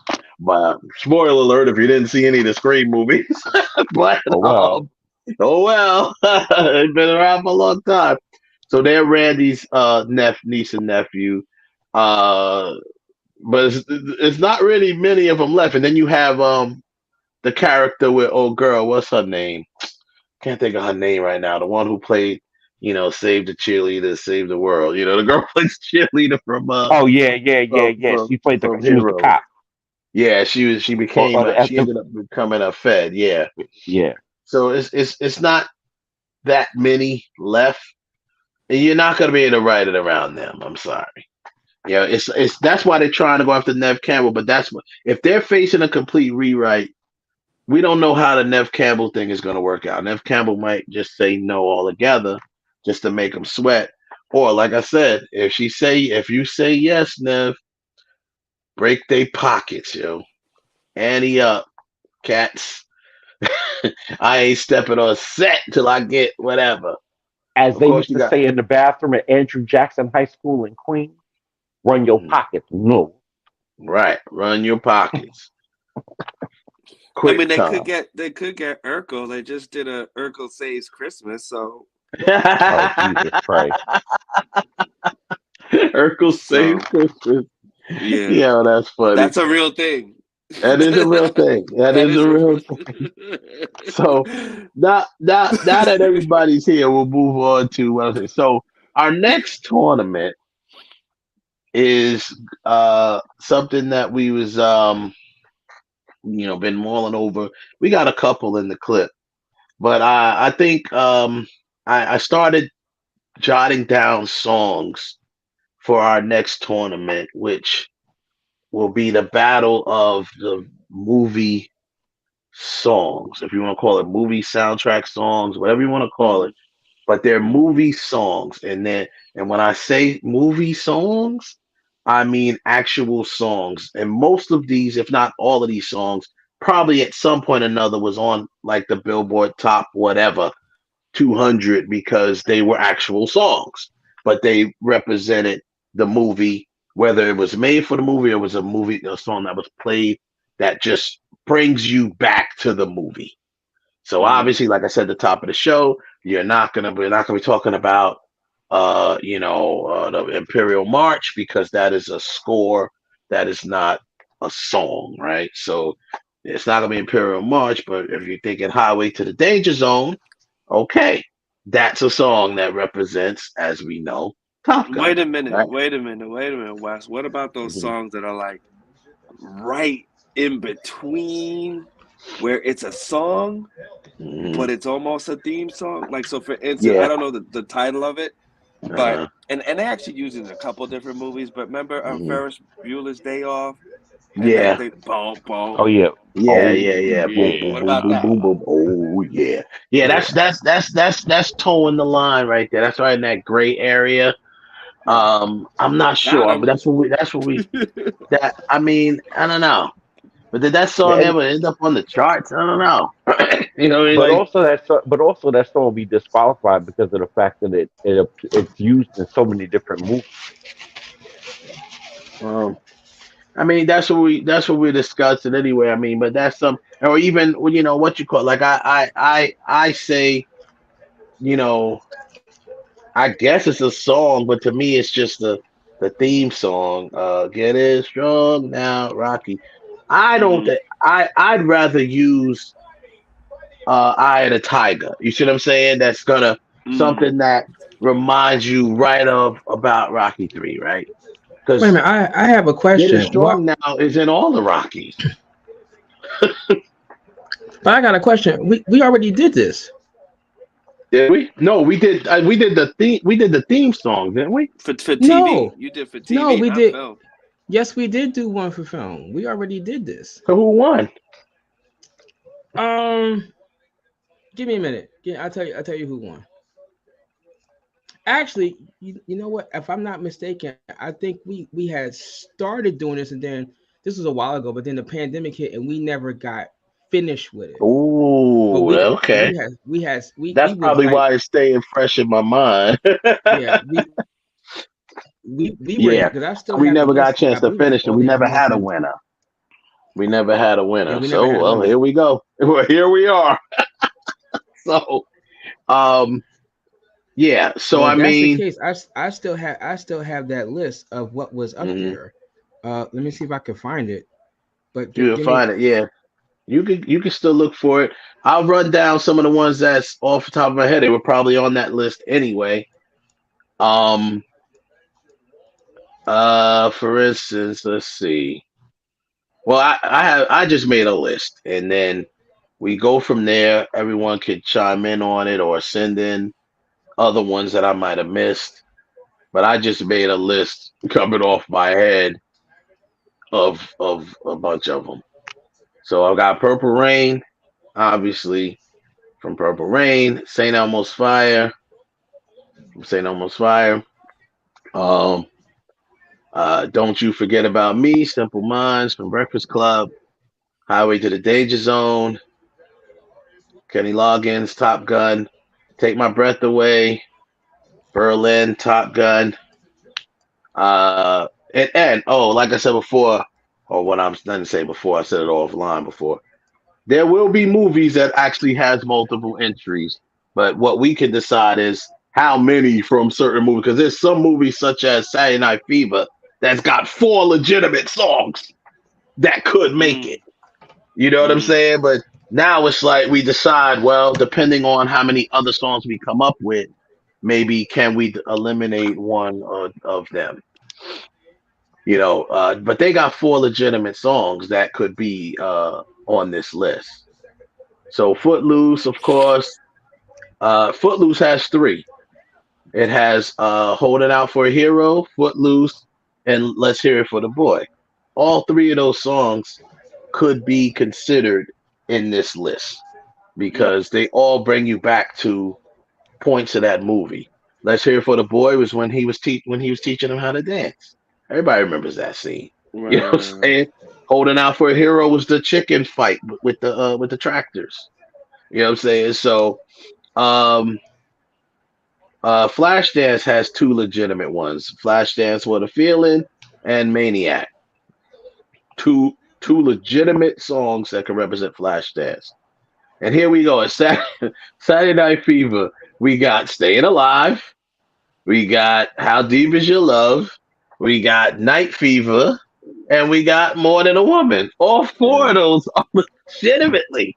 So wait, so all the songs, they have to be hit songs within themselves as well as. I think that's a good way of narrowing down the list. You know, I don't know what y'all think about it, but I think that's a good part of the criteria to narrow down the list, because we can make a list of 1 billion songs that's gonna remind you of a movie. You know, and that's where I was saying, okay, well, you know, most of these, if not all of them, were hits in some sort of way on some sort of charts or peaked somewhere on the 200 Billboard 200 charts. A lot of them in the top 10. A lot of them. You know. So Power of Love, Huey Lewis, of course, Back to the Future, Against All Odds, Phil Collins, Eye of the Tiger, Survivor, that's Rocky 3, Lose Yourself, Eminem, 8 Mile, Endless Love, Lionel Richie and Diana Ross, Endless Love, Nothing's Gonna Stop Us Now, Jefferson Starship, or Starship, whatever you want to call it. They changed their name like 3 times, but Jefferson Starship. Remember that was the movie Mannequin. That was in that. I Will Always Love You, Whitney Houston, The Bodyguard, Gangsta's Paradise, Coolio, America. That was from Dangerous Minds. Call Me, Blondie, American Gigolo, Shy Guy, Diana King, Bad Boys. Man, she cute. Man, I ain't gonna talk about that. Old Time Rock and Roll, Bob I ain't gonna say my Seger, Diana King's. Risky Business. Kiss from a Rose, Seal, Batman Returns. Was that Batman Returns or was that Batman Forever? Which one was Kiss Forever? From a Rose? Forever. Batman Forever, yeah. Let me check that. And then we have I found the original what? list. So then you can cross-reference and see if any of these songs are on that list. I'm sure a lot of them probably are. You forgot one. Up Where We Belong. Well, I'm not finished yet. What did I forget? You didn't say Who's Johnny by DeBarge for Johnny 5. Who is Johnny? I hated that song. You what? I hated that song. Oh, that song definitely gotta go on. That's an uplift song right there. I like the one from The Last Dragon in the Rhythm of the Night. Oh, fast. That's the better song.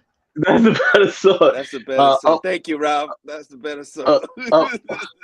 Up Where We Belong from Officer and a Gentleman. That's Jennifer Warnes and Joe Cocker. Streets of Philadelphia. Fame.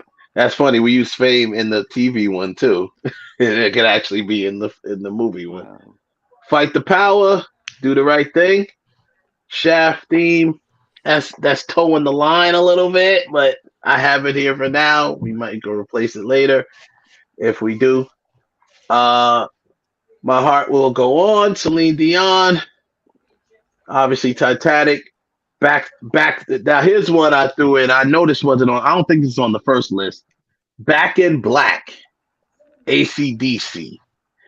Iron Man. Wow. Iron Man.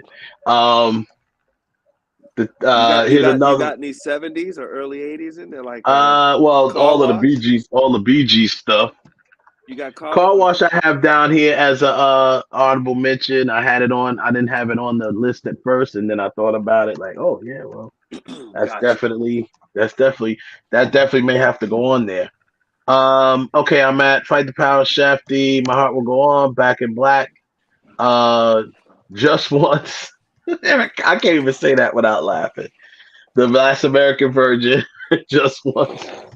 James Group, Shallow. I went through it. It's a kind of a new one. Shallow, Lady Gaga from A Star Is Born. You're the One That I Want. Olivia Newton-John and John Travolta from Grease. Men in Black, Will Smith. Men in Black. Okay, now I'm down to 40. Don't Want to Miss a Thing. Aerosmith. Wait a minute. I gotta interrupt a second. I gotta tell you, this is the funniest. You're not gonna believe this, right? You know, I was down in Chantilly at this event, right? And somebody recognized me. They said, "Hey, are you Ralph Terry from Talk?" I was like, "Yeah." No way. That's funny. Oh, wait a minute. Do you know I got cursed out over Will losing the TV battle?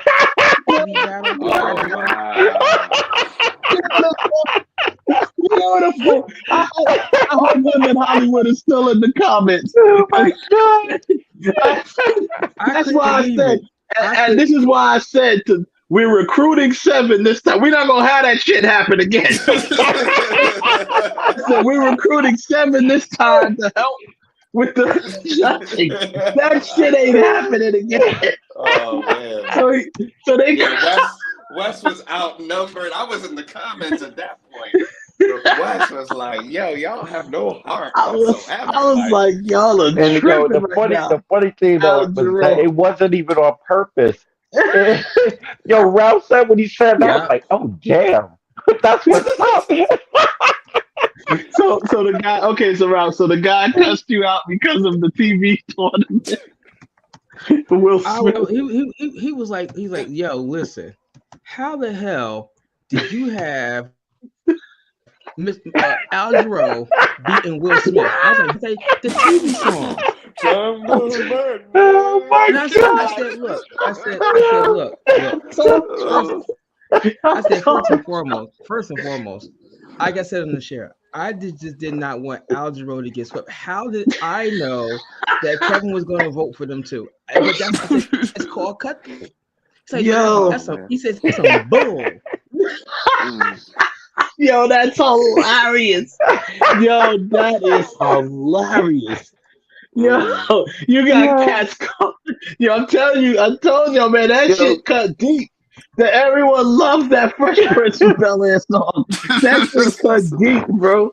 They coming in like, nah, son, it should at least made the Final Four. Yeah. Remember, who was in our comments who was going crazy? Was it Homegirl? No, Homegirl. Heaven Hollywood said, "Thank you." He said, "I said."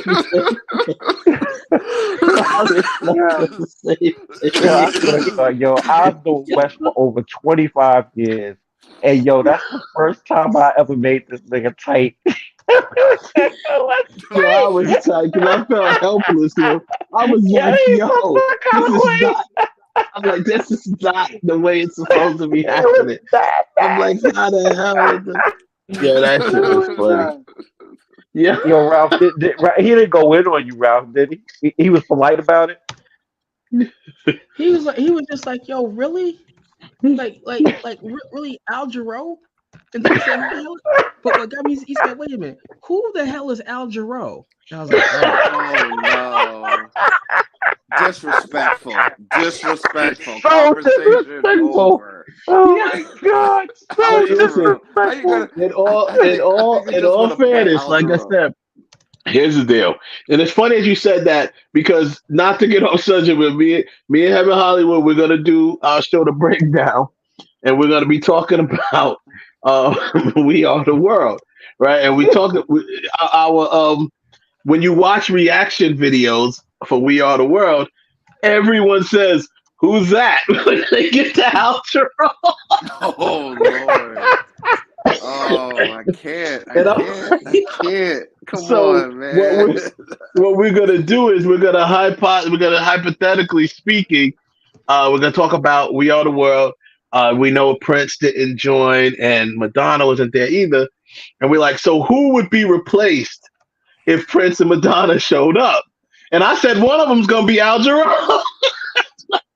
Wow. I said Al Jarreau and James Ingram. That's what I said would be replaced. James Ingram. No, not James Ingram. James Ingram was only there by default because he was Quincy Jones' artist. That is the only reason why James Ingram got don't matter. He was in the room. Verse, right? So, no, I know he's in the room, but what I'm saying is, who are you replacing? And I don't want to start a whole debate now, but I'm just saying that's what we're going to talk about. Who gets replaced? If Prince and Madonna show up, you know, two people are losing a spot. I tell you one person that would have left. LaToya Jackson would have been out. No. I'm talking about a lead verse. It doesn't matter about people that was singing in the chorus. Oh, a lead spot. That's what I'm talking about. And all I could come up with, probably Huey Lewis. Yeah, he was too big of a star at that time. Wait, what about Patty? Patti LaBelle. Patty wasn't even in it. Patty wasn't even in it. She wasn't. No, even but in I'm it. just saying, like, you don't think that they could have, you know what I mean? Like, if there was spots open, they would have been like, yo, No, Patty, this come but this through. is no, because it was all pop artists. This was like a Yeah, pop artist thing. Like right. it's Yeah, I like mean, but you remember they were all big artists at that time. They were all mostly pretty much everyone there. If they weren't hot at the moment, they were huge artists. on the Like verge of Diana being Ross wasn't hot at the moment, but Diana Ross is Diana Ross. You know she was gonna be in it. So but Huey Lewis was too hot at that moment for them to take him out. They wouldn't have took him out. I'm telling you, him, Cyndi they could Lauper, take him, they wouldn't have been taking him out. or Maybe Kim Carnes. because or what's the space? What's the space in it? I'm from Jersey. Bruce Springsteen? No Bruce way. They Springsteen? definitely wouldn't have took him out. No. He's No. Who you talking about? Yeah, I was talking about that's what I meant. Bruce Springsteen. You talking about Bruce Springsteen? Yeah, no, they definitely wouldn't have took him out. But I'm just saying. But that's why it's funny. That just reminded me of that when he said, "Who the hell is Al Jarreau?" I said, "Yeah, that." So Al Jarreau said, "So we all must lend a helping hand." Yeah, that'd have been great for Prince. Oh, No, actually, no, that'd have been great for Madonna. Madonna could have handled that with no problem. She's a little pitchy though back then. Yeah, but she could have handled that. So we all must lend a helping hand. And yeah, James Ingram, because this is what would have happened to James Ingram. He would have lost probably his verse. But remember, he came back at the end and was riffing along with Ray Charles. He's a good riffer. He's had a great voice. I think he loses his verse and they bring him back to riff. That's what I think happened. So, but anyway, let me just finish this rundown and then we'll cross reference and then we'll decide what's gonna be what.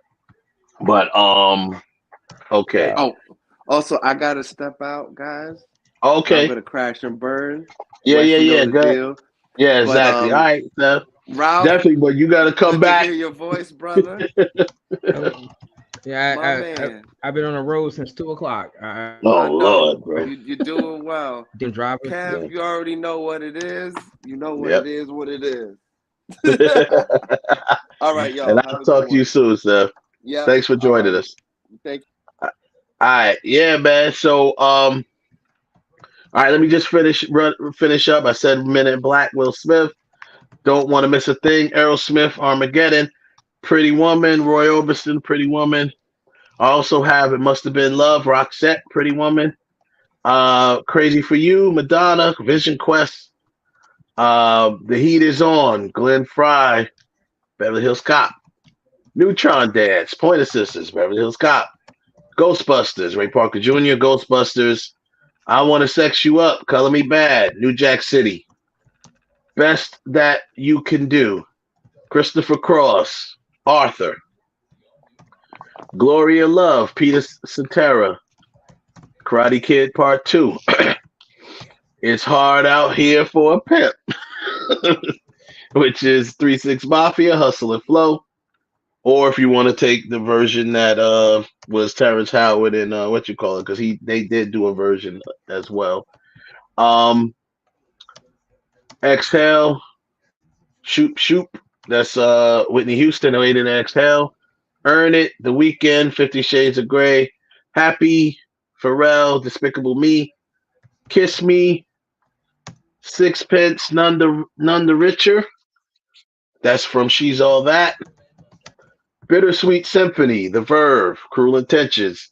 I have Total Eclipse of the Heart, but I'm gonna take that out. I had Total Eclipse of the Heart because old school, but that wasn't Bonnie Tyler's version. That was them just clowning, but it was a big part of old school that what people remember. In Your Eyes, Peter Gabriel, Say Anything. The Last Dragon, Willie Hutch, The Last Dragon. I got Rhythm of the Night, The Barge, Last Dragon. I Believe I Could Fly, R. Kelly, Space Jam. So, and that's that. That was my 64. And then I have Never Ending Story as an honorable mention. Goonies, Cyndi Lauper, honorable mention. And I had Car Wash on there. So I don't know how many you could cross reference with what we had already, Ralph. But Some of your stuff is on there. A lot of it is not. That's on this list. I'm going through my Twitter feed to pull up all of the original slides so that I can. Now, I remember, if I remember correctly from that last one, I think we had the Rocky theme in there, and I think with further thought, I think that should not be in there. Because to me, it's not. This is more or less like songs that you hear that you would probably hear on the radio that is automatically going to take you back to that movie. You know, that kind of, just like I said, that's almost every song I mentioned on here is one of those type of songs that it's going to take you to a certain scene in that movie. Old time rock and roll. If you don't think about this dude sliding around singing in his underwear and shades on, that's what it is. You know what I'm saying? So I just want to be clear with this. It is not something that's specifically made for the movie, but something that was in the movie. Something that reminds you of that almost represents the movie. Right. Doesn't be specifically have to be made for the movie. Most of them were, but not all of them were, such as Pretty Woman was not made for the movie. It was made way before the movie.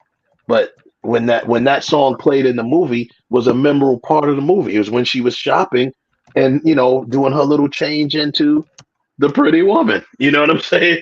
When she was changing from the prostitute to the high class chick, they were playing Pretty Woman when she was shopping. You know? Most of these were made, a lot of them, not all of them, but a whole bunch of them were made for the movie. You know, well, Back in Black, it wasn't made for Iron Man, but it reminds you of Iron Man. I hear that now. That's what I think about. I think about Iron Man. You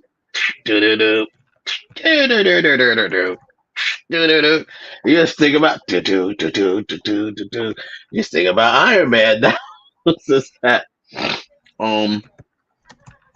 You know, Just Once, that wasn't made for none of the songs in the Last American Virgin was made for that movie. They just took a bunch of songs and put them in there. It was a great soundtrack, but Just Once. But now you cannot separate that song from the end of the movie of him driving away crying. So, just a quick, you know, most of the ones that I'm looking at, you know, and like I said, out of all of these ones that I ran down, there may be one or two that wasn't like a pop hit in itself or on the chart somewhere. You know? So that's pretty much what I said. Because, you know, you hear a song, you know, Don't You Forget About Me. Come on. You can't hear that song without thinking about The Breakfast Club.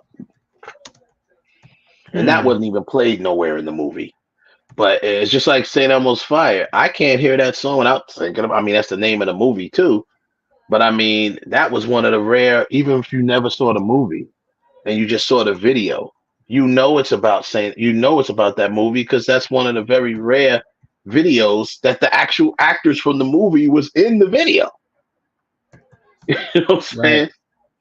That's a very, very rare occurrence. You know, that also happened with Ghostbusters. Ghostbusters and Shy Guy. Same thing.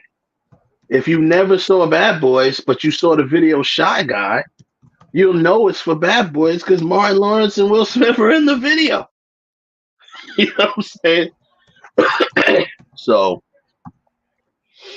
And excuse my coughing, people. It's third time I'm getting over COVID. Thank God I am. Okay. Yeah. So that's pretty much the gist of it. I think we should, you know, that should be somewhat part of the criteria because I think almost every song that we could pick could be one of, maybe that could be a tiebreaker or something Where did it peak on the charts? You know what I'm saying? And if it peaked at the same position, how long was it at that position? You know, maybe we can use that as a tiebreaker. What if it's a song that was in the movie but never made the charts? Well, if it's a song, not just a song that was in the movie, it has to be a song that really represents the movie. Like What a Feeling, we know is Flashdance, right? But Maniac is another big song from that movie. You know what I'm saying? That was when she was dancing. Everybody remembers that part of the movie. You know what I'm saying? That's when she was, running in place, dancing and stuff. Everyone remembers What a Feeling, obviously, because that was the main dance. I'm telling you, you'll be hard pressed to find any of these songs that I just ran down that didn't make the charts somewhere. Pretty much, most of them did. That's the only ones that I can say that probably didn't make the charts. That sticks out, maybe. I don't know.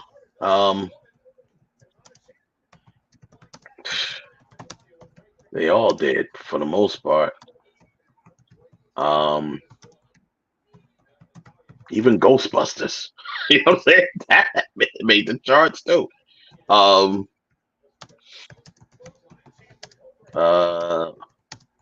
Maybe the one I had in here from Transformers, The Touch. I don't know if that was Sam Bush. I don't know if that would ever make it. It might have, because that was big at the time. That was my choice. Yeah, bro, when that song plays, I know everything that happened in the movie. At what point? Yeah.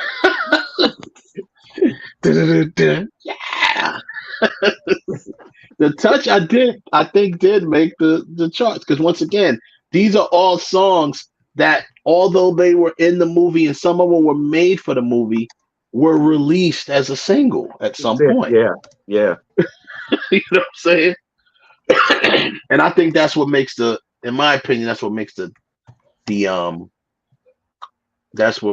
tournament a little cool and a little different. Because a little different.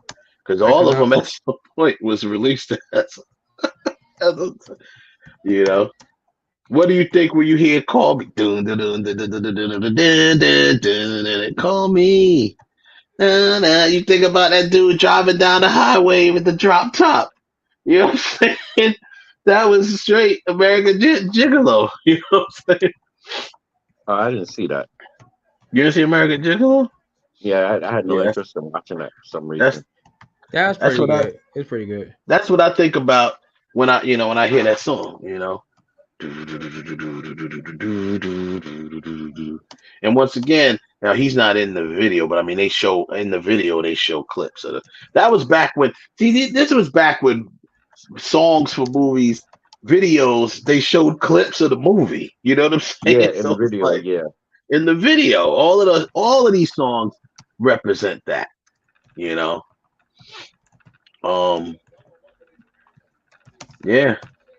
Nothing gonna stop us now. And listen, all of the it'd be hard pressed to find any of them that didn't make the charts at some point. And so now here's my not say dilemma, but do we let some movies like Saturday Night Fever? Do we let all 4 songs rock, or do we take out one, at least one? You can let all 4 songs rock. Like you could do the Dead President soundtrack. Yeah, right.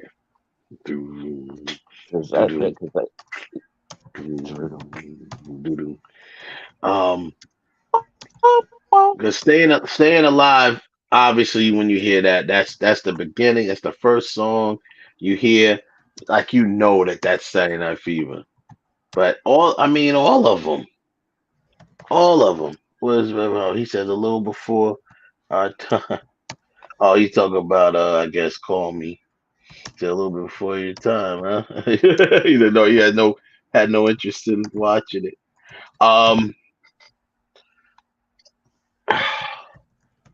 Saturday Night Fever has 4 songs. Footloose has 3. Flashdance has 2. Dirty Dancing has 2. Fame has one. What else? Do I say what? Grease has 2 so far, but we could take because Summer Lovin's on there too. But that's one that didn't make the charts, I don't think. The one that I want, I think, was out. That was released as a single, I think. Well, we know the other one that she did, the ballad she did, was definitely a single. Oversee Devoted. Oh yeah, yeah. That was definitely a single. So we could take out Summer Lovin'. Dolly Parton's 9 to 5. No, I have that there. Yeah, 9 to 5 is up there. We could take out Summer Lovin' because that's not one that was released as a single. Not that I know of. But You're the One That I Want was released as a single at one point. Okay, I got the original list. I had to retype the whole thing back out really fast while you was talking, but I got the original list, the 64 songs that we originally had. So what we originally had was Celine Dion's "My Heart Will Go On" from Titanic. Yeah, that's on here. Stevie Wonder's "I Just Called to Say I Love You" from The Woman in Red. Okay. Roxette's "Must Have Been Love" from Pretty Woman. I did hear you say that one. Yeah, that's on here. Brian Adams' "Everything I Do It For You" from Robin Hood, Prince of Thieves. Yeah, that's on here. Ross, Brian Adams. Do You Know from Mahogany? Yeah, Diana Ross, Do You Know from Mahogany? Aretha Franklin, Something He Can Feel from Sparkle. I heard you say M's. I heard 3 6 Years. I heard we got the 2 songs from Kenny Loggins, I'm All Right from Caddyshack and Danger Zone from Top Gun. Yo, that shit. Yo, as soon as you I thought about all right with the gopher. Yeah, with the gopher. Then we got fun. Then we got Prince's "When Doves Cry" from Purple Rain. Yeah, okay. Michael Jackson's "You Can't Win" from the Wiz. The Bee Gees' "Staying Alive" from Saturday Night Fever. Of course. Donna Summer's "Last Dance" from Thank God It's Friday. Elton John's I got a bad tonight. Last Dance from Thank God It's Friday. Elton John, "Can You Feel the Love Tonight" from The Lion King. So for that one, we might put something that's memorable, Hakuna Matata. You might put that one down instead. Well, it could be, or either one. Actually, "Can You Feel the Love Tonight" was on the charts. I don't know if Hakuna Matata I don't think Hakuna Matata was, but then we got Idina Menzel, "Let It Go" from Frozen. Whitney Houston's "I Have Nothing" from The Bodyguard. Janet Jackson again from Poetic Justice. R. Kelly's "I Believe I Can Fly" Space Jam, which I heard that. Yeah. Beyonce's "Listen" from Dreamgirls. Now I heard Public Enemy's "Fight the Power," Coolio's "Gates of Paradise," and Ray Parker Jr. "Ghostbusters." Right.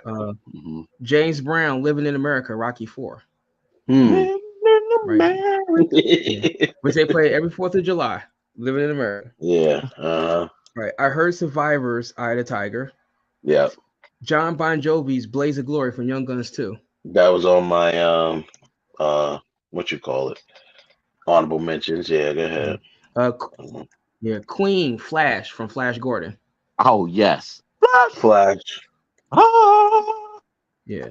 Although it might be more now from Ted, but it's still Flash Gordon because you see Flash coming. I know. Go ahead. All right, I heard Aerosmith's "I Don't Want to Lose a Thing" from Armageddon. Right. Yep. Willie Nelson's "On the Road Again" from Honeysuckle Rose. Okay. Right. Jerry Reed, "Eastbound Down" from Smoking and Bandit. Adele, Adele, "Skyfall." Oh yeah. Right. Well, that's another thing. Me and Cam kind of mentioned this offline. I think Bond songs should be disqualified because we can have our own tournament with Bond songs. Okay. Because there's so many good ones too. I think Bond songs. I got at least 3 of them down here, but okay. Right. We'll take off the Bond songs. So that's 3 spots. But we got, you know what? We gotta include them, but we gotta figure out a way to include them to where it's fair. Because it's not fair. That's what I was about to say. It's not fair because there's so many of them. So many of them that, and a lot of them peaked in the charts too.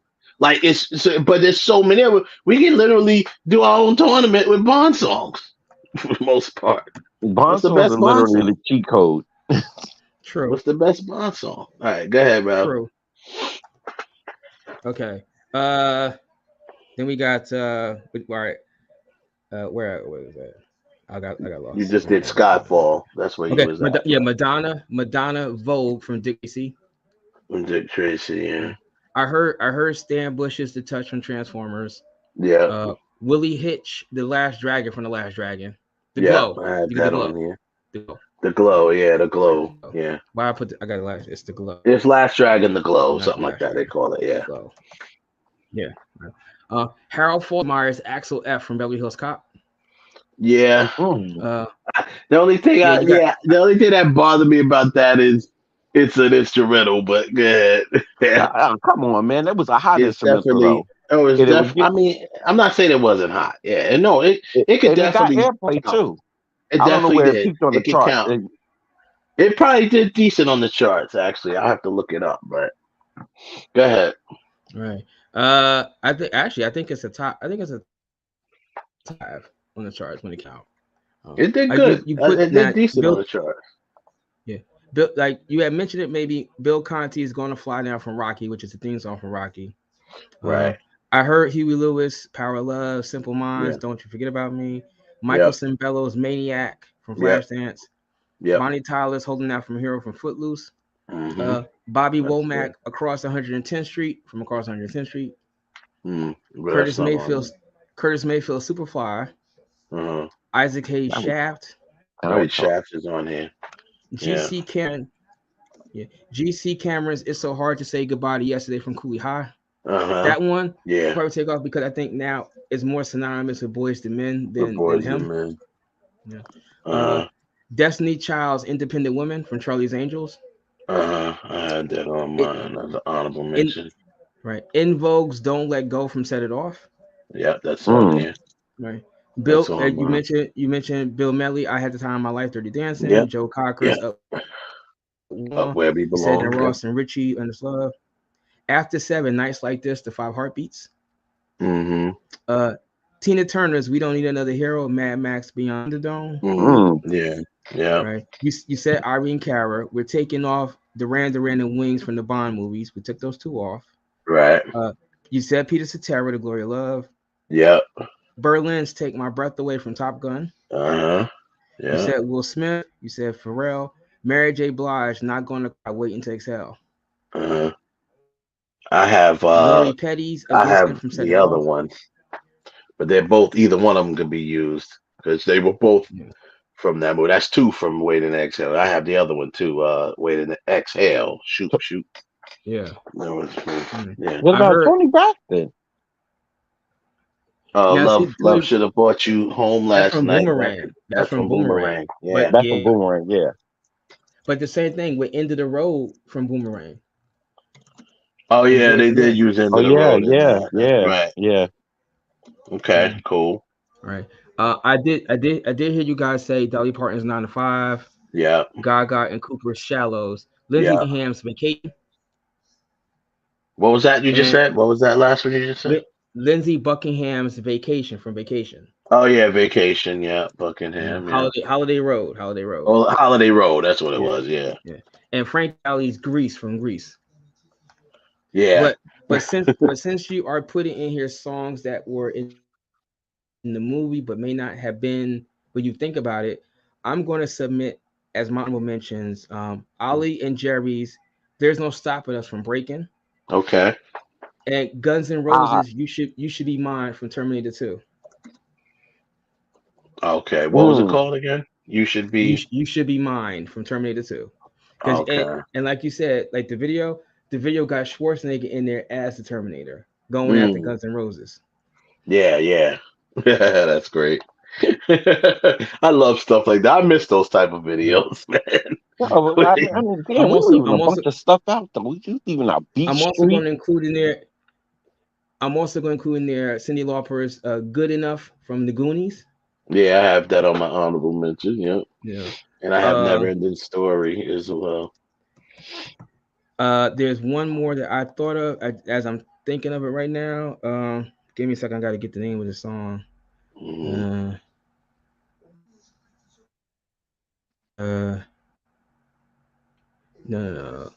I'm gonna tell Melly Mel on y'all. Yeah, Melly Mel ain't on the list. Gerald McMahon's "Cry Little Sister" from the Lost Boys. I love that song too. Yeah, that one. I think that should be included on this. I probably says some other stuff. Yeah, because you can't. I mean, and even and like I'm saying, all of these songs that we're mentioning immediately brings you back to the movie. You know what I'm saying? Like, There's No Stopping Us. We know that. That brings you right to Breaking. You got Cry Little Sister. That's all I remember from it. That takes me right back to the Lost Boys, yo. That was right after when he goes, isn't that when wait, what was happening at that point? Was that when they was drinking the blood? When he Michael. Yeah. Michael. Yeah. And I also drink. She's like, you don't have to drink this. This is blood. He's yeah, right. Blood. He drinks it. Yeah, right. You're like, cry little sister. That was my choice. Thou shalt not. Yeah, that was dope. Creepy, but good. Song was a little creepy. Sounded creepy. It was perfect for the movie though. Yeah, so that's what we have to do then. Right. So, between now and the next, week or so, we consolidate the list and figure out, because there's definitely room for most of the stuff you mentioned. More than half is probably on the list that I retyped off the top of my head. That's probably why they're still in my head. You know what I mean? And then other stuff we can, replace. Well, I got another one, and I don't know if it will qualify. But I don't know if it will qualify. But I'm going to also submit as an mention to be think about "Careless Whisper" from Wham because of Deadpool. Oh yeah, it's the song that they end with "Careless Whisper." Yeah, when he talks about that I think too. about him just saying "Wham, wham." Yeah, yeah. Wham. That's funny. All right, so "Careless Whisper" I'll throw on the list too as honorable, and we'll figure out where we can, if it'll make it or not. "End of the Road." I think It's "Love kind Should of Have Brought You Home." I think "Love Should Have Brought You Home," even though "End of the Road" obviously was the bigger song. "Love Should Have Brought You Home." "End of the Road" don't remind me of Boomerang, even though I know it was in Boomerang. no. But it Love Should Have Brought You Home last night. Yeah. But yeah, because of the way she said that to him. Love Yeah. should have brought Love your should have ass home and mushed last him in night the head. and And mushed mushed him him. in the head.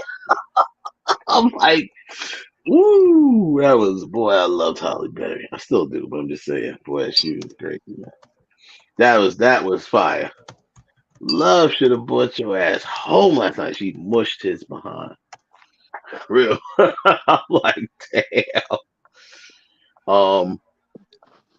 But yeah, I mean, "End of the Road" was definitely used in that though. But it just, for some reason, it doesn't bring me back to it. I'm trying to remember what was Boomerang. happening when that happened. When I remember the song was being played when What was when he after they what's the broke name's up character and he was seducing walking him? around. I forget.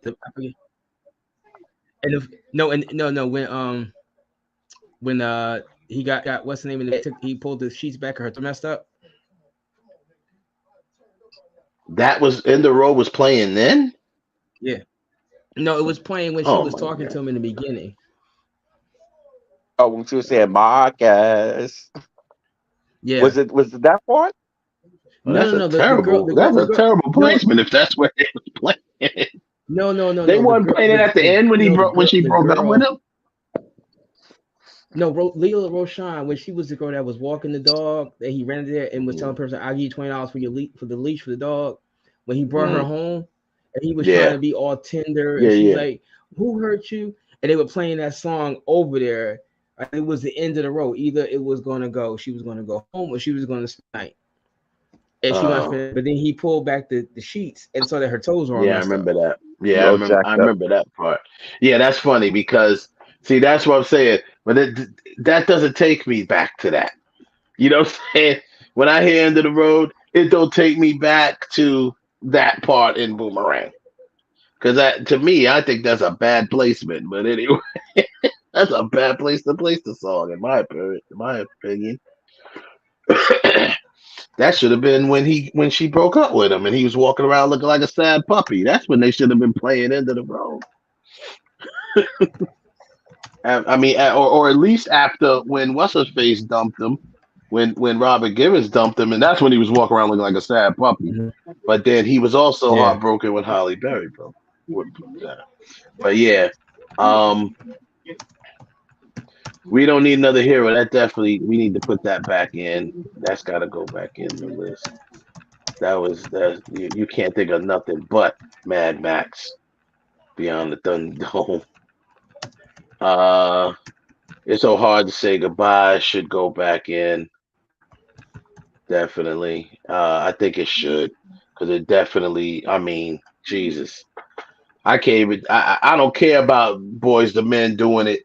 Yeah, that's great that they did it, but the song itself reminds you of Cooley High. Most definitely. Yeah. Whichever version. That's just like saying, you know, okay, whether it's Dolly Parton's version but see, Dolly Parton's version don't remind me of The Bodyguard, but Whitney Houston's version of the same song does. You know?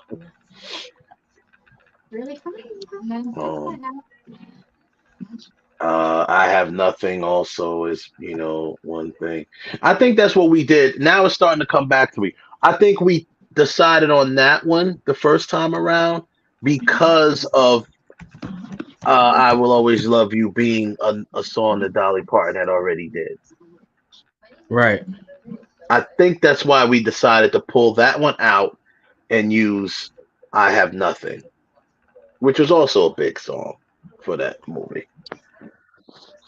Yeah. I'm pretty sure that's what we did with that. Car wash. Whoa, whoa, whoa, whoa. So yeah, so we got a little something to discuss throughout the week. Put some of the stuff up. What about the Jack of Spades? Huh? The Jack of Spades. From I'm Gonna Get You Sucker. I'm Gonna Get You Sucker. Jack of Spades? Yeah, Jack of Spades from like BDP. Jack of Spades. That was his theme music because every good hero should have so.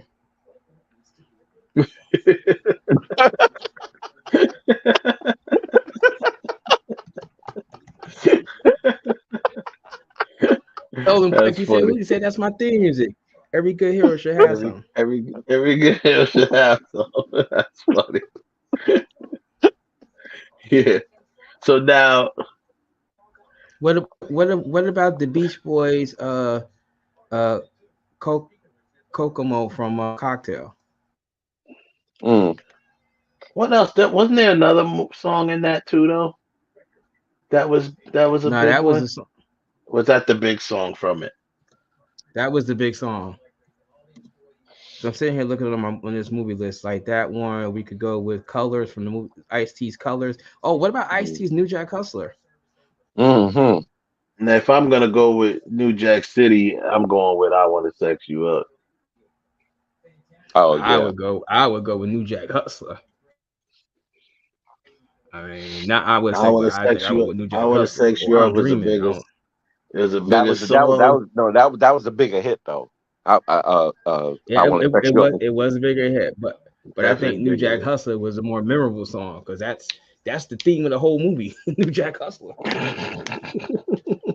I mean, remember, you know, if it could make it because we could put it down as a possibility because it's you know, 2 songs from a movie can make it. Yo, the Juice soundtrack. Yo, we leaving out a lot of stuff, man. Juice soundtrack, yeah. Know the Ledge. Oh man. Know the Ledge. Throw the ledge, bro. Yo, the juice. I got enough to go around. Yeah. Tupac, the up. What was that called again? Above the rim. Above what was the the name? rim, What? Pain. Pain. And what about the other song he did? Tupac did a song. I mean, Naughty by Big Daddy Nature Kane. song. Naughty by Nature song from Oh from yeah, Ju- yeah. Anthem. do Uptown do Anthem. do. Yeah, Uptown Anthem. Wow. Hey, you can smoke a spliff on a cliff, but it's still no mountain high enough. Yeah, Uptown Anthem. We're gonna break. We're gonna smash. We're gonna roll. We're gonna roll. We're gonna Yeah, dash. yeah. What do you say? Okay, yeah, yeah. Trust me, there's a lot now. Oh,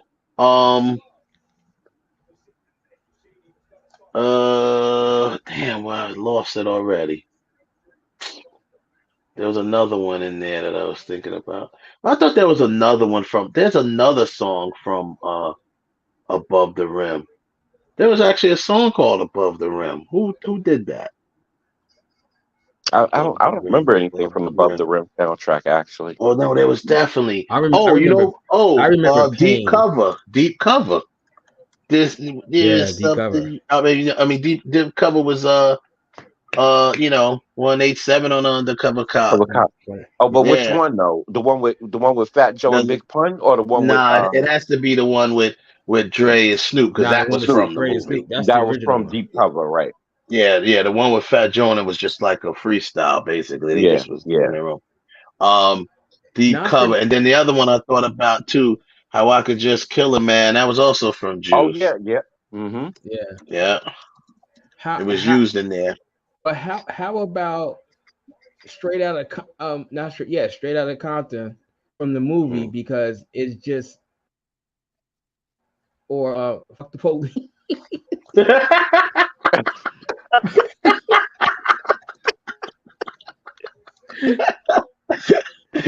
Yeah, we gonna use F the Police. All right, no, Straight Out of Compton.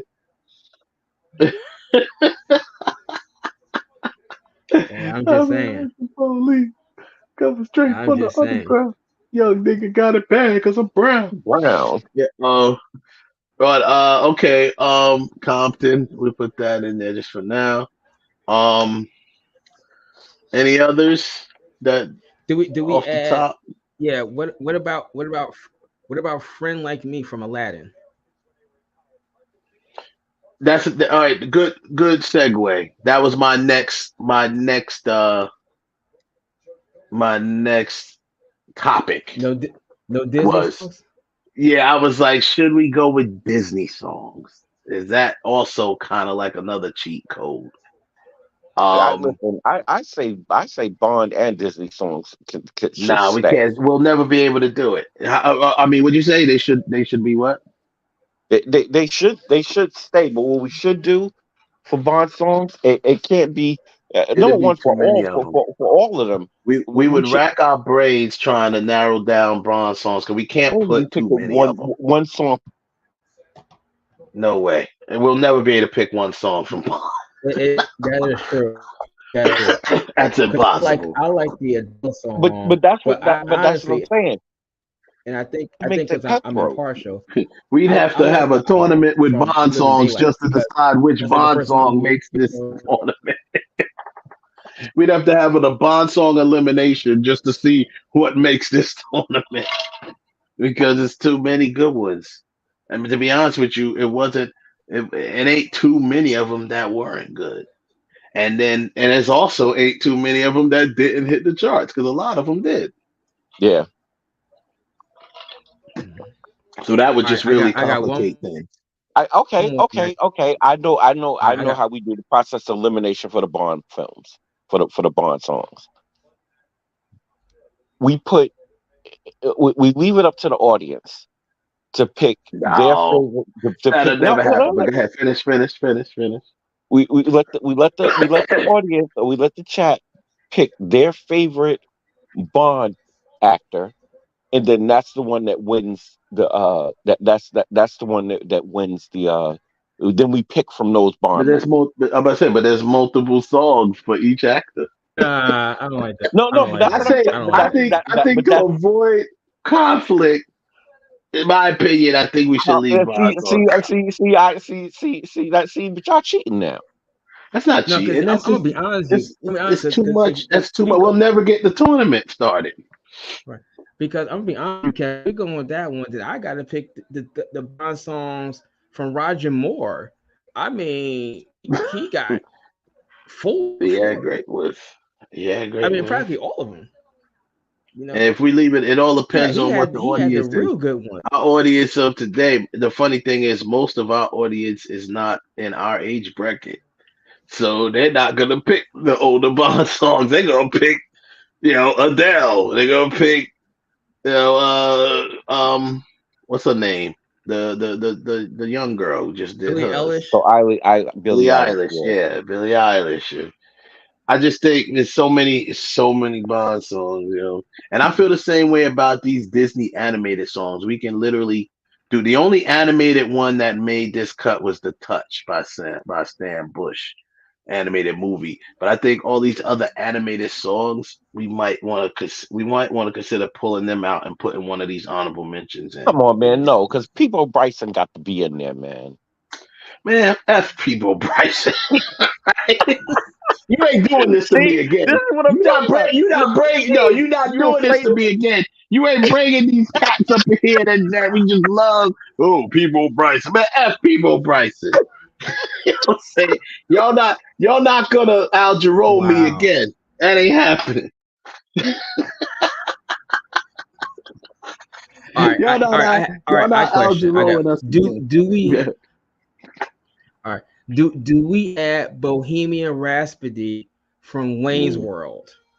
Because I think now when you hear the song, you think of Wayne's World. I don't know. I get what you're saying, though. I get what you're saying, but I don't think of Wayne's World when I hear Bohemian Rhapsody because I just think of the video itself. If I think of anything, I think of the video.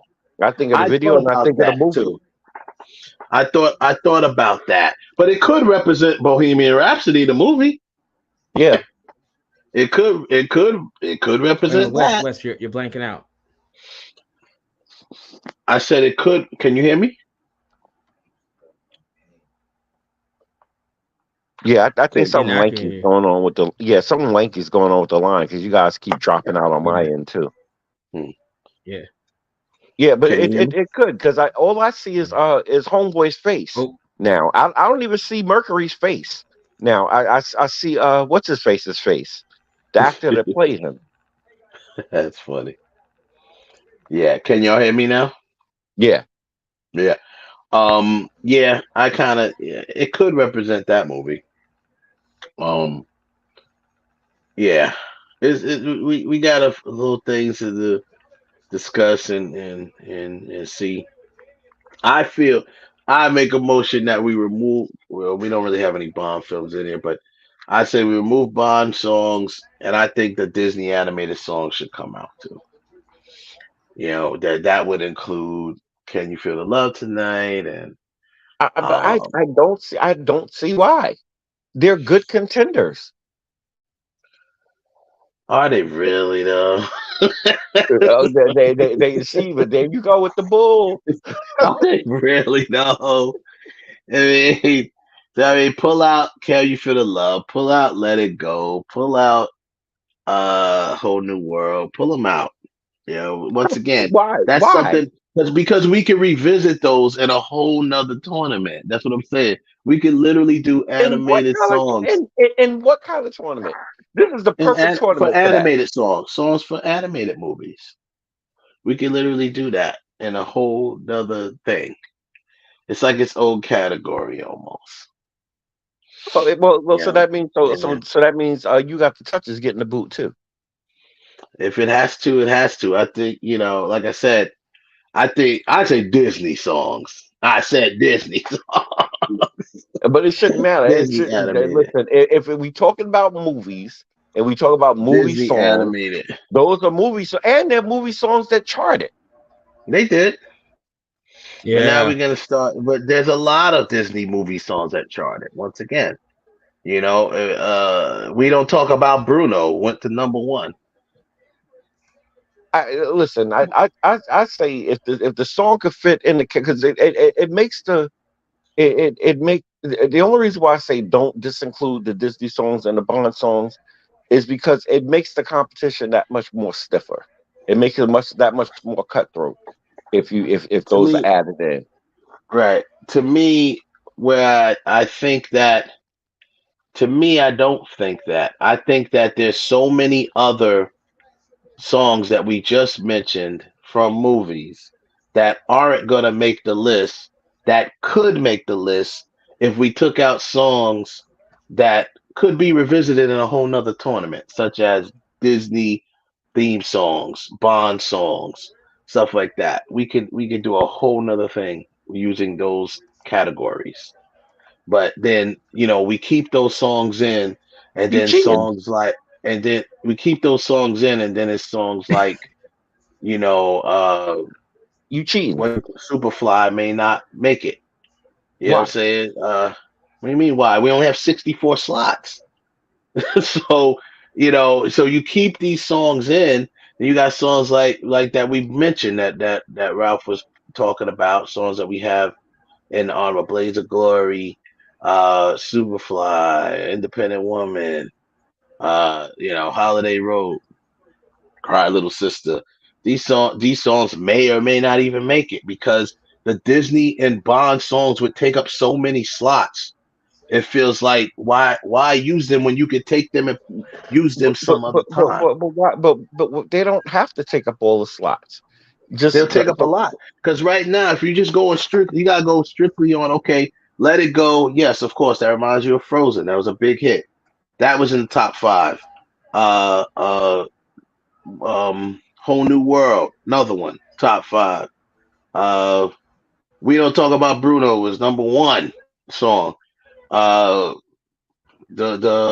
what was it? Can You Feel the Love Tonight? Another one. Hell, Hakuna Matata. You know what I'm saying? Like, these songs are all hit the charts and stuff like that, but that's 5 spaces I just mentioned, just on those alone. But you mentioned 5 spaces of other songs. No, I'm saying, that's 5. What I'm saying is 5 spaces. These other songs that I'm talking about.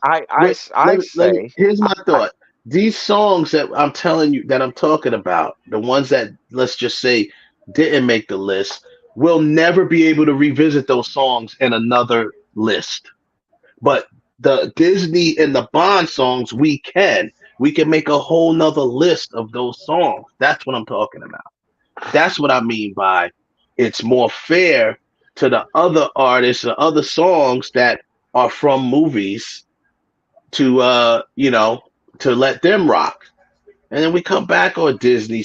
Disney's, it's got generations of movies that has great songs that we could, if we wanted to, do a whole tournament about by itself. Same thing with Bond. And that's why I feel that they should be excluded, because this still could be a really good tournament without them. I feel the tournament's empty without them. Yeah, right. Those things just take up. Those things just take it up. I have a question, right? Since because you specifically said songs that take you back to me, right? Mm-hmm. What about Quincy on Soul Bossa Nova from all the Austin Power movies? Who? What song? The instrumental of the Soul Bossa Nova, like when Austin Powers is dancing around and the end. Yeah. Right, because anytime I hear it, that's all I think about is Austin Powers, because it's in all 3 of them. And when do you hear it? Do they play that song on the radio? Like, when do you hear that song? Well, they used to play it on jazz stations, Soul Bossa Nova. But like I said, when I do hear it, it just takes me back. Yeah, I mean, to me, he's right. That falls in the same category as the Rocky theme to me. That was a song that was in every Rocky movie. But take a song from Rocky, which is Like something we with said words. before. You Something want with words. what you mean? You mean something with words? Except for Okay. Axel F. Axel F could be in it because that also was a song that was playing all over the place, and it does obviously take you back to Beverly Hills Cop. I can rock with that because it was a song that was being played on the radio too. Axel F. But I prefer, I don't look at that song. I don't Getting Strong Now. It's a song, but I don't consider it a song, if you will. It's more of a theme to me.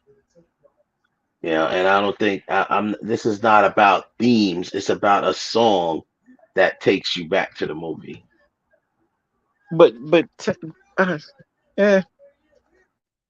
Apples and oranges, man. And I'm just saying, yes, of course it's a song. Well, not but for it's not, more but of not a for nothing. theme But song. going.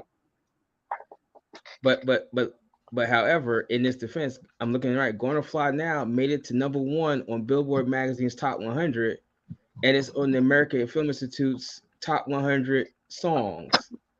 So it's kind of hard to say it's not. I get what you're saying. It's not a song with lyrics. It's Gonna Fly Now, but it is very memorable. Where they did put it out as a single, and I mean, come on, it went to #1. I mean, you can't deny it's not. Yeah, went to #1. A song if it's #1. It's kind of almost like it's almost kind of like, but it's not, but it is like kind of like Isaac Hayes' versions of Walk On By. Like you don't really remember the lyrics of his song. The thing that's most memorable is the guitar riff and the and the music and the opening. I listen to that on the way up here. So, but I kind of sort of agree with Ralph on that one.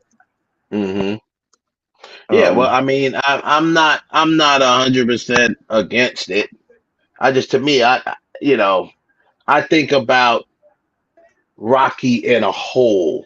I don't think about a specific Rocky movie when I hear that song. I think about just Rocky.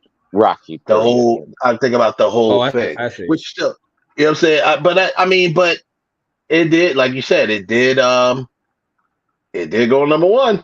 You know what I'm saying? So it was released, I guess, So yeah, this is where the discussion has to come in. You know what I mean? And we decide.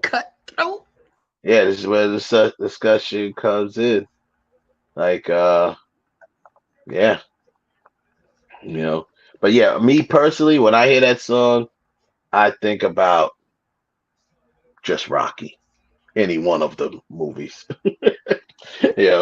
I think about the character, put it that way. I think more of the character than a specific movie. But when I think of Eye of the Tiger, I think of Rocky III, the movie specifically. Yeah, so you can't help but think of Mr. T and Rocky Balboa when that song comes on. Beat you bad like I did. Beat you worse than I did last time. Cool. What you say, paper champion? What you say, paper champion? What you say, paper I'm champion? I'm gonna beat you like a dog. You hear me? A dog. You threw finish. Yeah. Yo, Mr. T was the man in that. It was great. Balboa, you finished. You threw. You washed up. I'm the best in the world. I'm not gonna be able to go to sleep tonight, man. Y'all gonna have me up all night. I already got Boomerang, Harlem Night, now Rocky III. What was the other movie? And it was a Bond movie.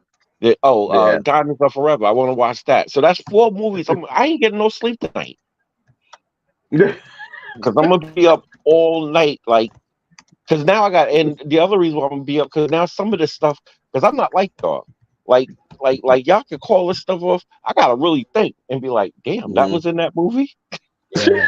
and then it comes back to me. Yeah, it comes back to you after you think about it. But there's a lot. I mean, there's so many of them, It's so many of them. And even the ones that we listed as honorable mentions, there's so many more. There's so many more. Yeah. We're forgetting stuff. There's so many more. Like we said, Deep Cover. That's a tough one because that was a dope song. And the saddest part is On that That's no, the saddest part, that whole soundtrack. If you listen to that whole soundtrack, outside of that opening song, "Love," Deep Cover is the hottest song on that whole album. Yeah, it is. And that's a very Mr. rare Loverman. album. I don't know nobody outside of me who even has that that whole CD of that. I do. Of, I got it. Of Deep. Oh, you have it? Yeah, but you know what's messed up about what's messed up? I found this out later. Like, when I got divorced, right? My wife, she lost an entire album, album jacket. I had CDs, and Deep Cover was one of them. So I found another copy and I bought it. Right, the original version of Deep Cover, and Kev, you might have this on the original pressing of Deep Cover.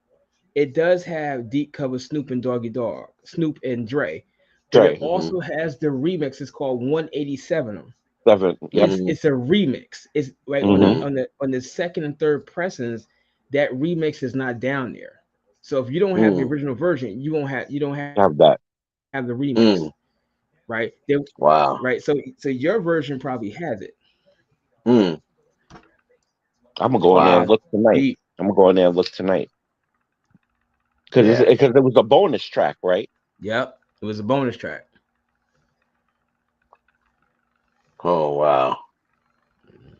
Yeah, man. So that's what we gotta. So maybe by next week we can kind of figure out. I'm tell you right. Yeah.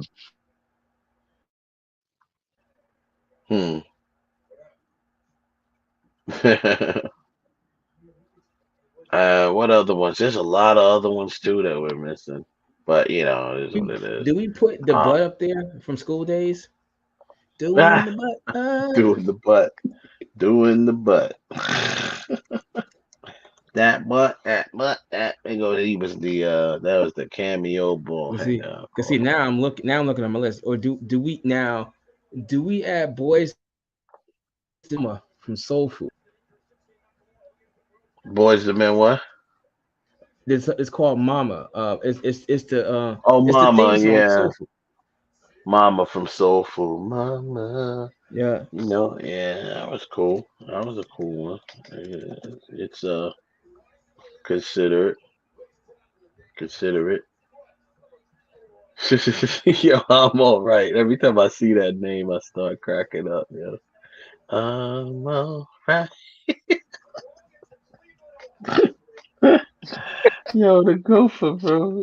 Yeah, Ralph. No, that's not the one I have. The one I have is it's like the second or third pressing. Yeah, because it doesn't have that one on there. It doesn't have the bonus track. Or you know what? But because does it come on after the silence? Is it like a big gap of silence? And No, it's actually listed down there. It's actually I don't have that one. I didn't thought that maybe and the other persons they took the listen off, but it's there as a bonus track. Because I was pissed. I never listened to the entire thing to the end on the new version I got. So maybe it is down there. I have to listen to it. But yeah, originally says I pity the fool. I'll have to go check because the one that I have ripped to my what's his face? What's his name? Yeah, Joseph. I know. I might have said you should be. I know it's You Could Be Mine from Terminator. Yeah, I do know that name. It's called You Could Be Mine. Oh yeah, You Could Be Mine. Yeah. Didn't they I love have the another video. one? I love that video, man. That is one of the coolest videos ever with That's Schwarzenegger dope. in there as a Terminator, and he sees dope. he sees him and he says waste of time, and he walks away. Oh shoot. He sees Axl Rose, it comes out, everybody says Terminator, and he sees him, he says waste of time. So he puts his gun down, he smiles at him and just walks away. Like, you only knew, bro. If you only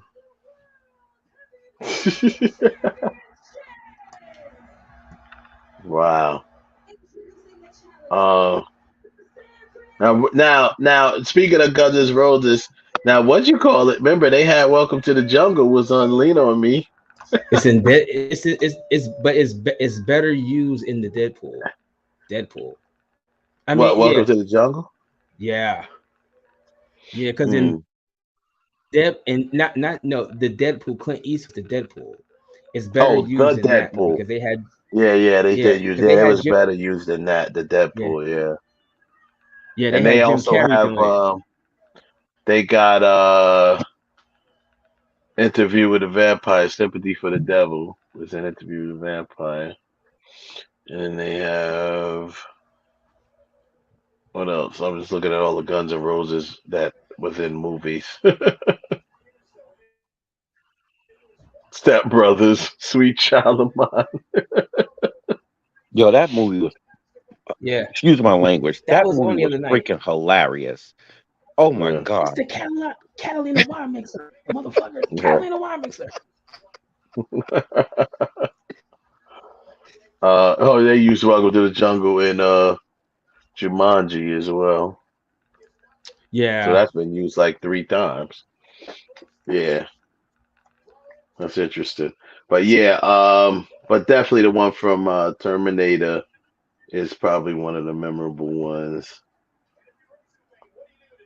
Yeah, they had a few joints too. Well, we'll figure it out. That's our next task to figure out. But I'm gonna keep this list and send it out to everybody too, and then cross-reference with what Ralph has, which a lot of these he does have. And then we can start seeing, start eliminating some and seeing who can go into what spot. I'm gonna think about, little fun now. Like we said, that was a big. It definitely makes you think about Rocky, regardless, no matter what movie. You hear that fucking song and you start running and you be done ran out of breath trying to run up the street, shadow boxing, try to run up them damn stairs in Philly and damn they have a heart attack. Yeah, not me. Not with these legs. I'll listen. I'll be all over the internet. I would go viral trying to run up some stairs. I can't even walk down the block without tripping and falling. Trying to run up the stairs. Oh man. So that would be they actually play that at the museum. But if you ever go to the Philadelphia Museum, right? They not play only do that they have song? the statue there, sometimes they have someone playing the song. Yeah. People to this day still run up the stairs putting their arms out like, yeah, I did it. Oh Lord. Yeah. You can't help but it though. You can't help but do it, especially if you're a visitor, if you're a tourist. You can't help but run up those stairs and put your arms up like this. You just can't. Yeah, all right. Well, we got some thinking to do. And what you call it? I know if Earned It makes the list, my wife would be annoyed. She hates that song. Oh, really? She can't stand that song. I don't know why. Do. When it first comes on, she's like, "Oh my god, I hate this song." I'm like, "Why?" Wait a minute, Earned It from what movie? From 50 Shades of Grey. The Weeknd. Yeah. She hates that song. That's somewhere on the list. Yeah. But yeah. She'll be happy if we take that one off. She hates that song. But yeah, I see some of these songs after I made the list, I was going around the internet looking up their charts and things like that. Some of these songs ended up on a lot of like other lists because, of course, every time we do a tournament, there's multiple lists out there that has, people make lists or whatever. It's AFI, and plus, there's a lot of old songs also from movies that made those lists. You talk about like Sound of Music and stuff like that, those movies. Yeah. But surprisingly, Kiss Me, Sixpence None the Richer is on a lot of people's lists. That surprised me. I don't know why, but it did. Yeah, that's on a few lists. I guess it was a big point, but I know what you call it definitely was on a lot of people's list. The one by Peter Gabriel. Oh yeah. Your eyes, what's lost in Glory your Love. eyes. Yeah. And what about his song from Karate Kid? Yeah, that's in there. That's Peter Cetera, Gloria Love. Cetera, yeah. Yeah. But I'm talking about Peter Gabriel. That's the one. Your eyes, the light, the heat, your eyes. And that's the one from, isn't that from Say Anything? What's Saying Anything? I don't even know what that is. Say Anything. That's one of the most, that scene is one of the most popular scenes. When he's holding the box up under the girl's window. Yeah, the boom box. He's standing up under the girl's window. Peter Gabriel. Yeah, that's Peter Gabriel. In your song. eyes. In your eyes. In your eyes. Yeah, that's a movie. That's a big movie moment. I don't know that movie. You know the moment though. I know you know the scene. Oh, I know you know the scene. No, I know this. I know the song, but I don't know the movie. I definitely didn't see that movie. But you don't know that scene where the guy is standing sad. out. He's standing outside under the girl's window, and he's playing. He's holding a boom box over his head like this, and and she comes to the window, and he's playing that song. That's been mimicked in multiple movies too, especially in parody movies. And what's the name of the movie? Say Anything. Say Anything with John Cusack. John Cusack. Yeah. Oh, I definitely didn't see that. Yeah, when that was during that was during the 80s. Then she broke up with him. Yeah. That was one of those 80s. The grown up coming of age comedies. Coming of age, yeah. Yeah. One of them 80s coming of age movies. Yeah, John Cusack. But that's another big one. That ends up on a lot of lists. Yeah. I gotta put that down there because that's when you hear it, that's what you think about. You just think about him standing outside his car with the box in his hand, like, damn man, just go out with the guy. Yeah. Every time I hear that, I'm like, whoa. Yeah, so there's a lot. I said that ends up on a lot of people. Fight the Power is on almost everybody's list. Yeah, I've seen that a lot. I've seen Kiss from a Rose a lot as well, which is of course, Endless Love. Lose Yourself is on damn near everybody's list. Yeah, like I said, you look at so that's what I mean. Like you look at Dirty Dancing, those two songs. Obviously, Time of My Life is the bigger song, the bigger moment. It's the end of the movie, but people remember Hungry Eyes too, because that's when he was teaching her how to dance. Yeah. That's That when was he a was big teaching her one. how to dance. Yeah, you know what I'm saying. If you related to the movie, what about the other one, Swayze song? She's Like the Wind. Oh yeah, She's Like the Wind. Yeah, She's Like the Wind's another one that could go in there. That was my. You know what? That was my. Where was I working at when that movie came out? Favorite Shoes, maybe. Because that was what 80 what 87. 87. So I wasn't at Favorite Shoes. I was at Pancake Cottage. Then and that because the girl there used to play it on the jukebox all the time. That and Madonna's Crazy for You from Vision Quest, from the True Blue Vision album. Quest. That's from Vision Quest. Yeah. Vision Quest. Yep. I had that on the list too. Yeah. Get into. Should we put Get Into the Groove from Desperately Seeking Susan? Oh yeah. Oh Jesus, I hated that movie. But yeah, that ain't got nothing to do with it. I'm just saying I hated that movie. I loved seeing Madonna in a movie because that was her first movie that I'd seen her pop up in, like her own movie. No, that wasn't her own movie. She was just in it. She popped. She had a cameo in it, didn't she? No, that's her movie. That's her movie. Oh, that one was her movie. Which one? Yeah. What song did she did? So maybe Vision Quest that she had a cameo because she was singing. Well, she had a cameo in that, and she had a movie. cameo in Die Another Day. Yeah, she was singing. No, she but was singing. her movies where she sang. Yeah, Desperate is State. that one, and definitely, Dick Tracy. Yeah, yeah. Madonna. You know. Mm-hmm. Yeah, Dick Tracy. Like I wouldn't put Madonna's, singing "Don't Cry for Me" and Tina. It doesn't strike any kind of core memory for me of her singing that song. Like, okay, you sang the Broadway song to the Broadway play, okay, but it doesn't pop at me. You know what I'm saying? Yeah. So we'll figure it out. That's what we'll do. And next week we try to get it set up, eliminate, set the stuff up, and get it going.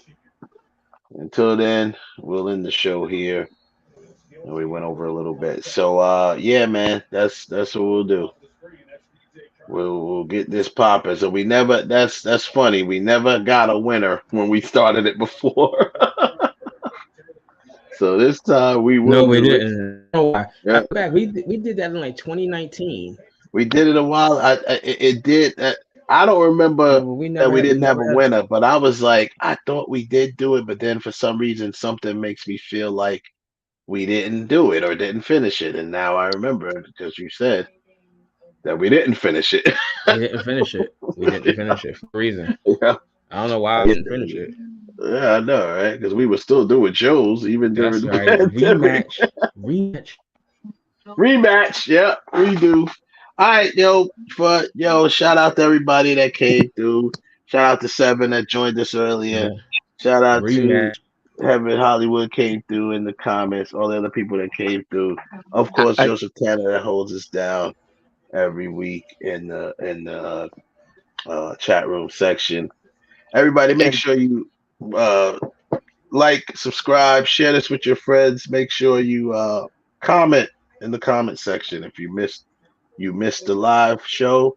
Give your comments. What do you guys think? You have any songs we might have missed? There's a lot of songs that could be missed. There's a lot of songs that could be considered, for this battle. Put that in the comments. Let us know. And I just wanted to make one mention before we go off air.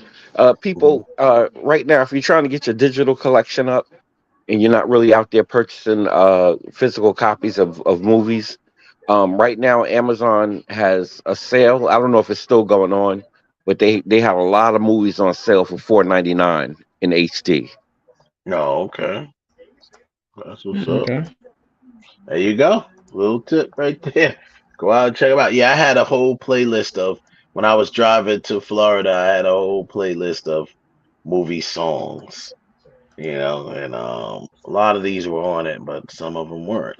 I just forgot. Sometimes you just have to sit down and think before then next thing you know, you're like, damn, I can't believe I forgot that song. So there's a lot of them like that. Yeah, man. So catch us next week, and we'll see y'all then. Peace and love and happiness and all that stuff. Peace out.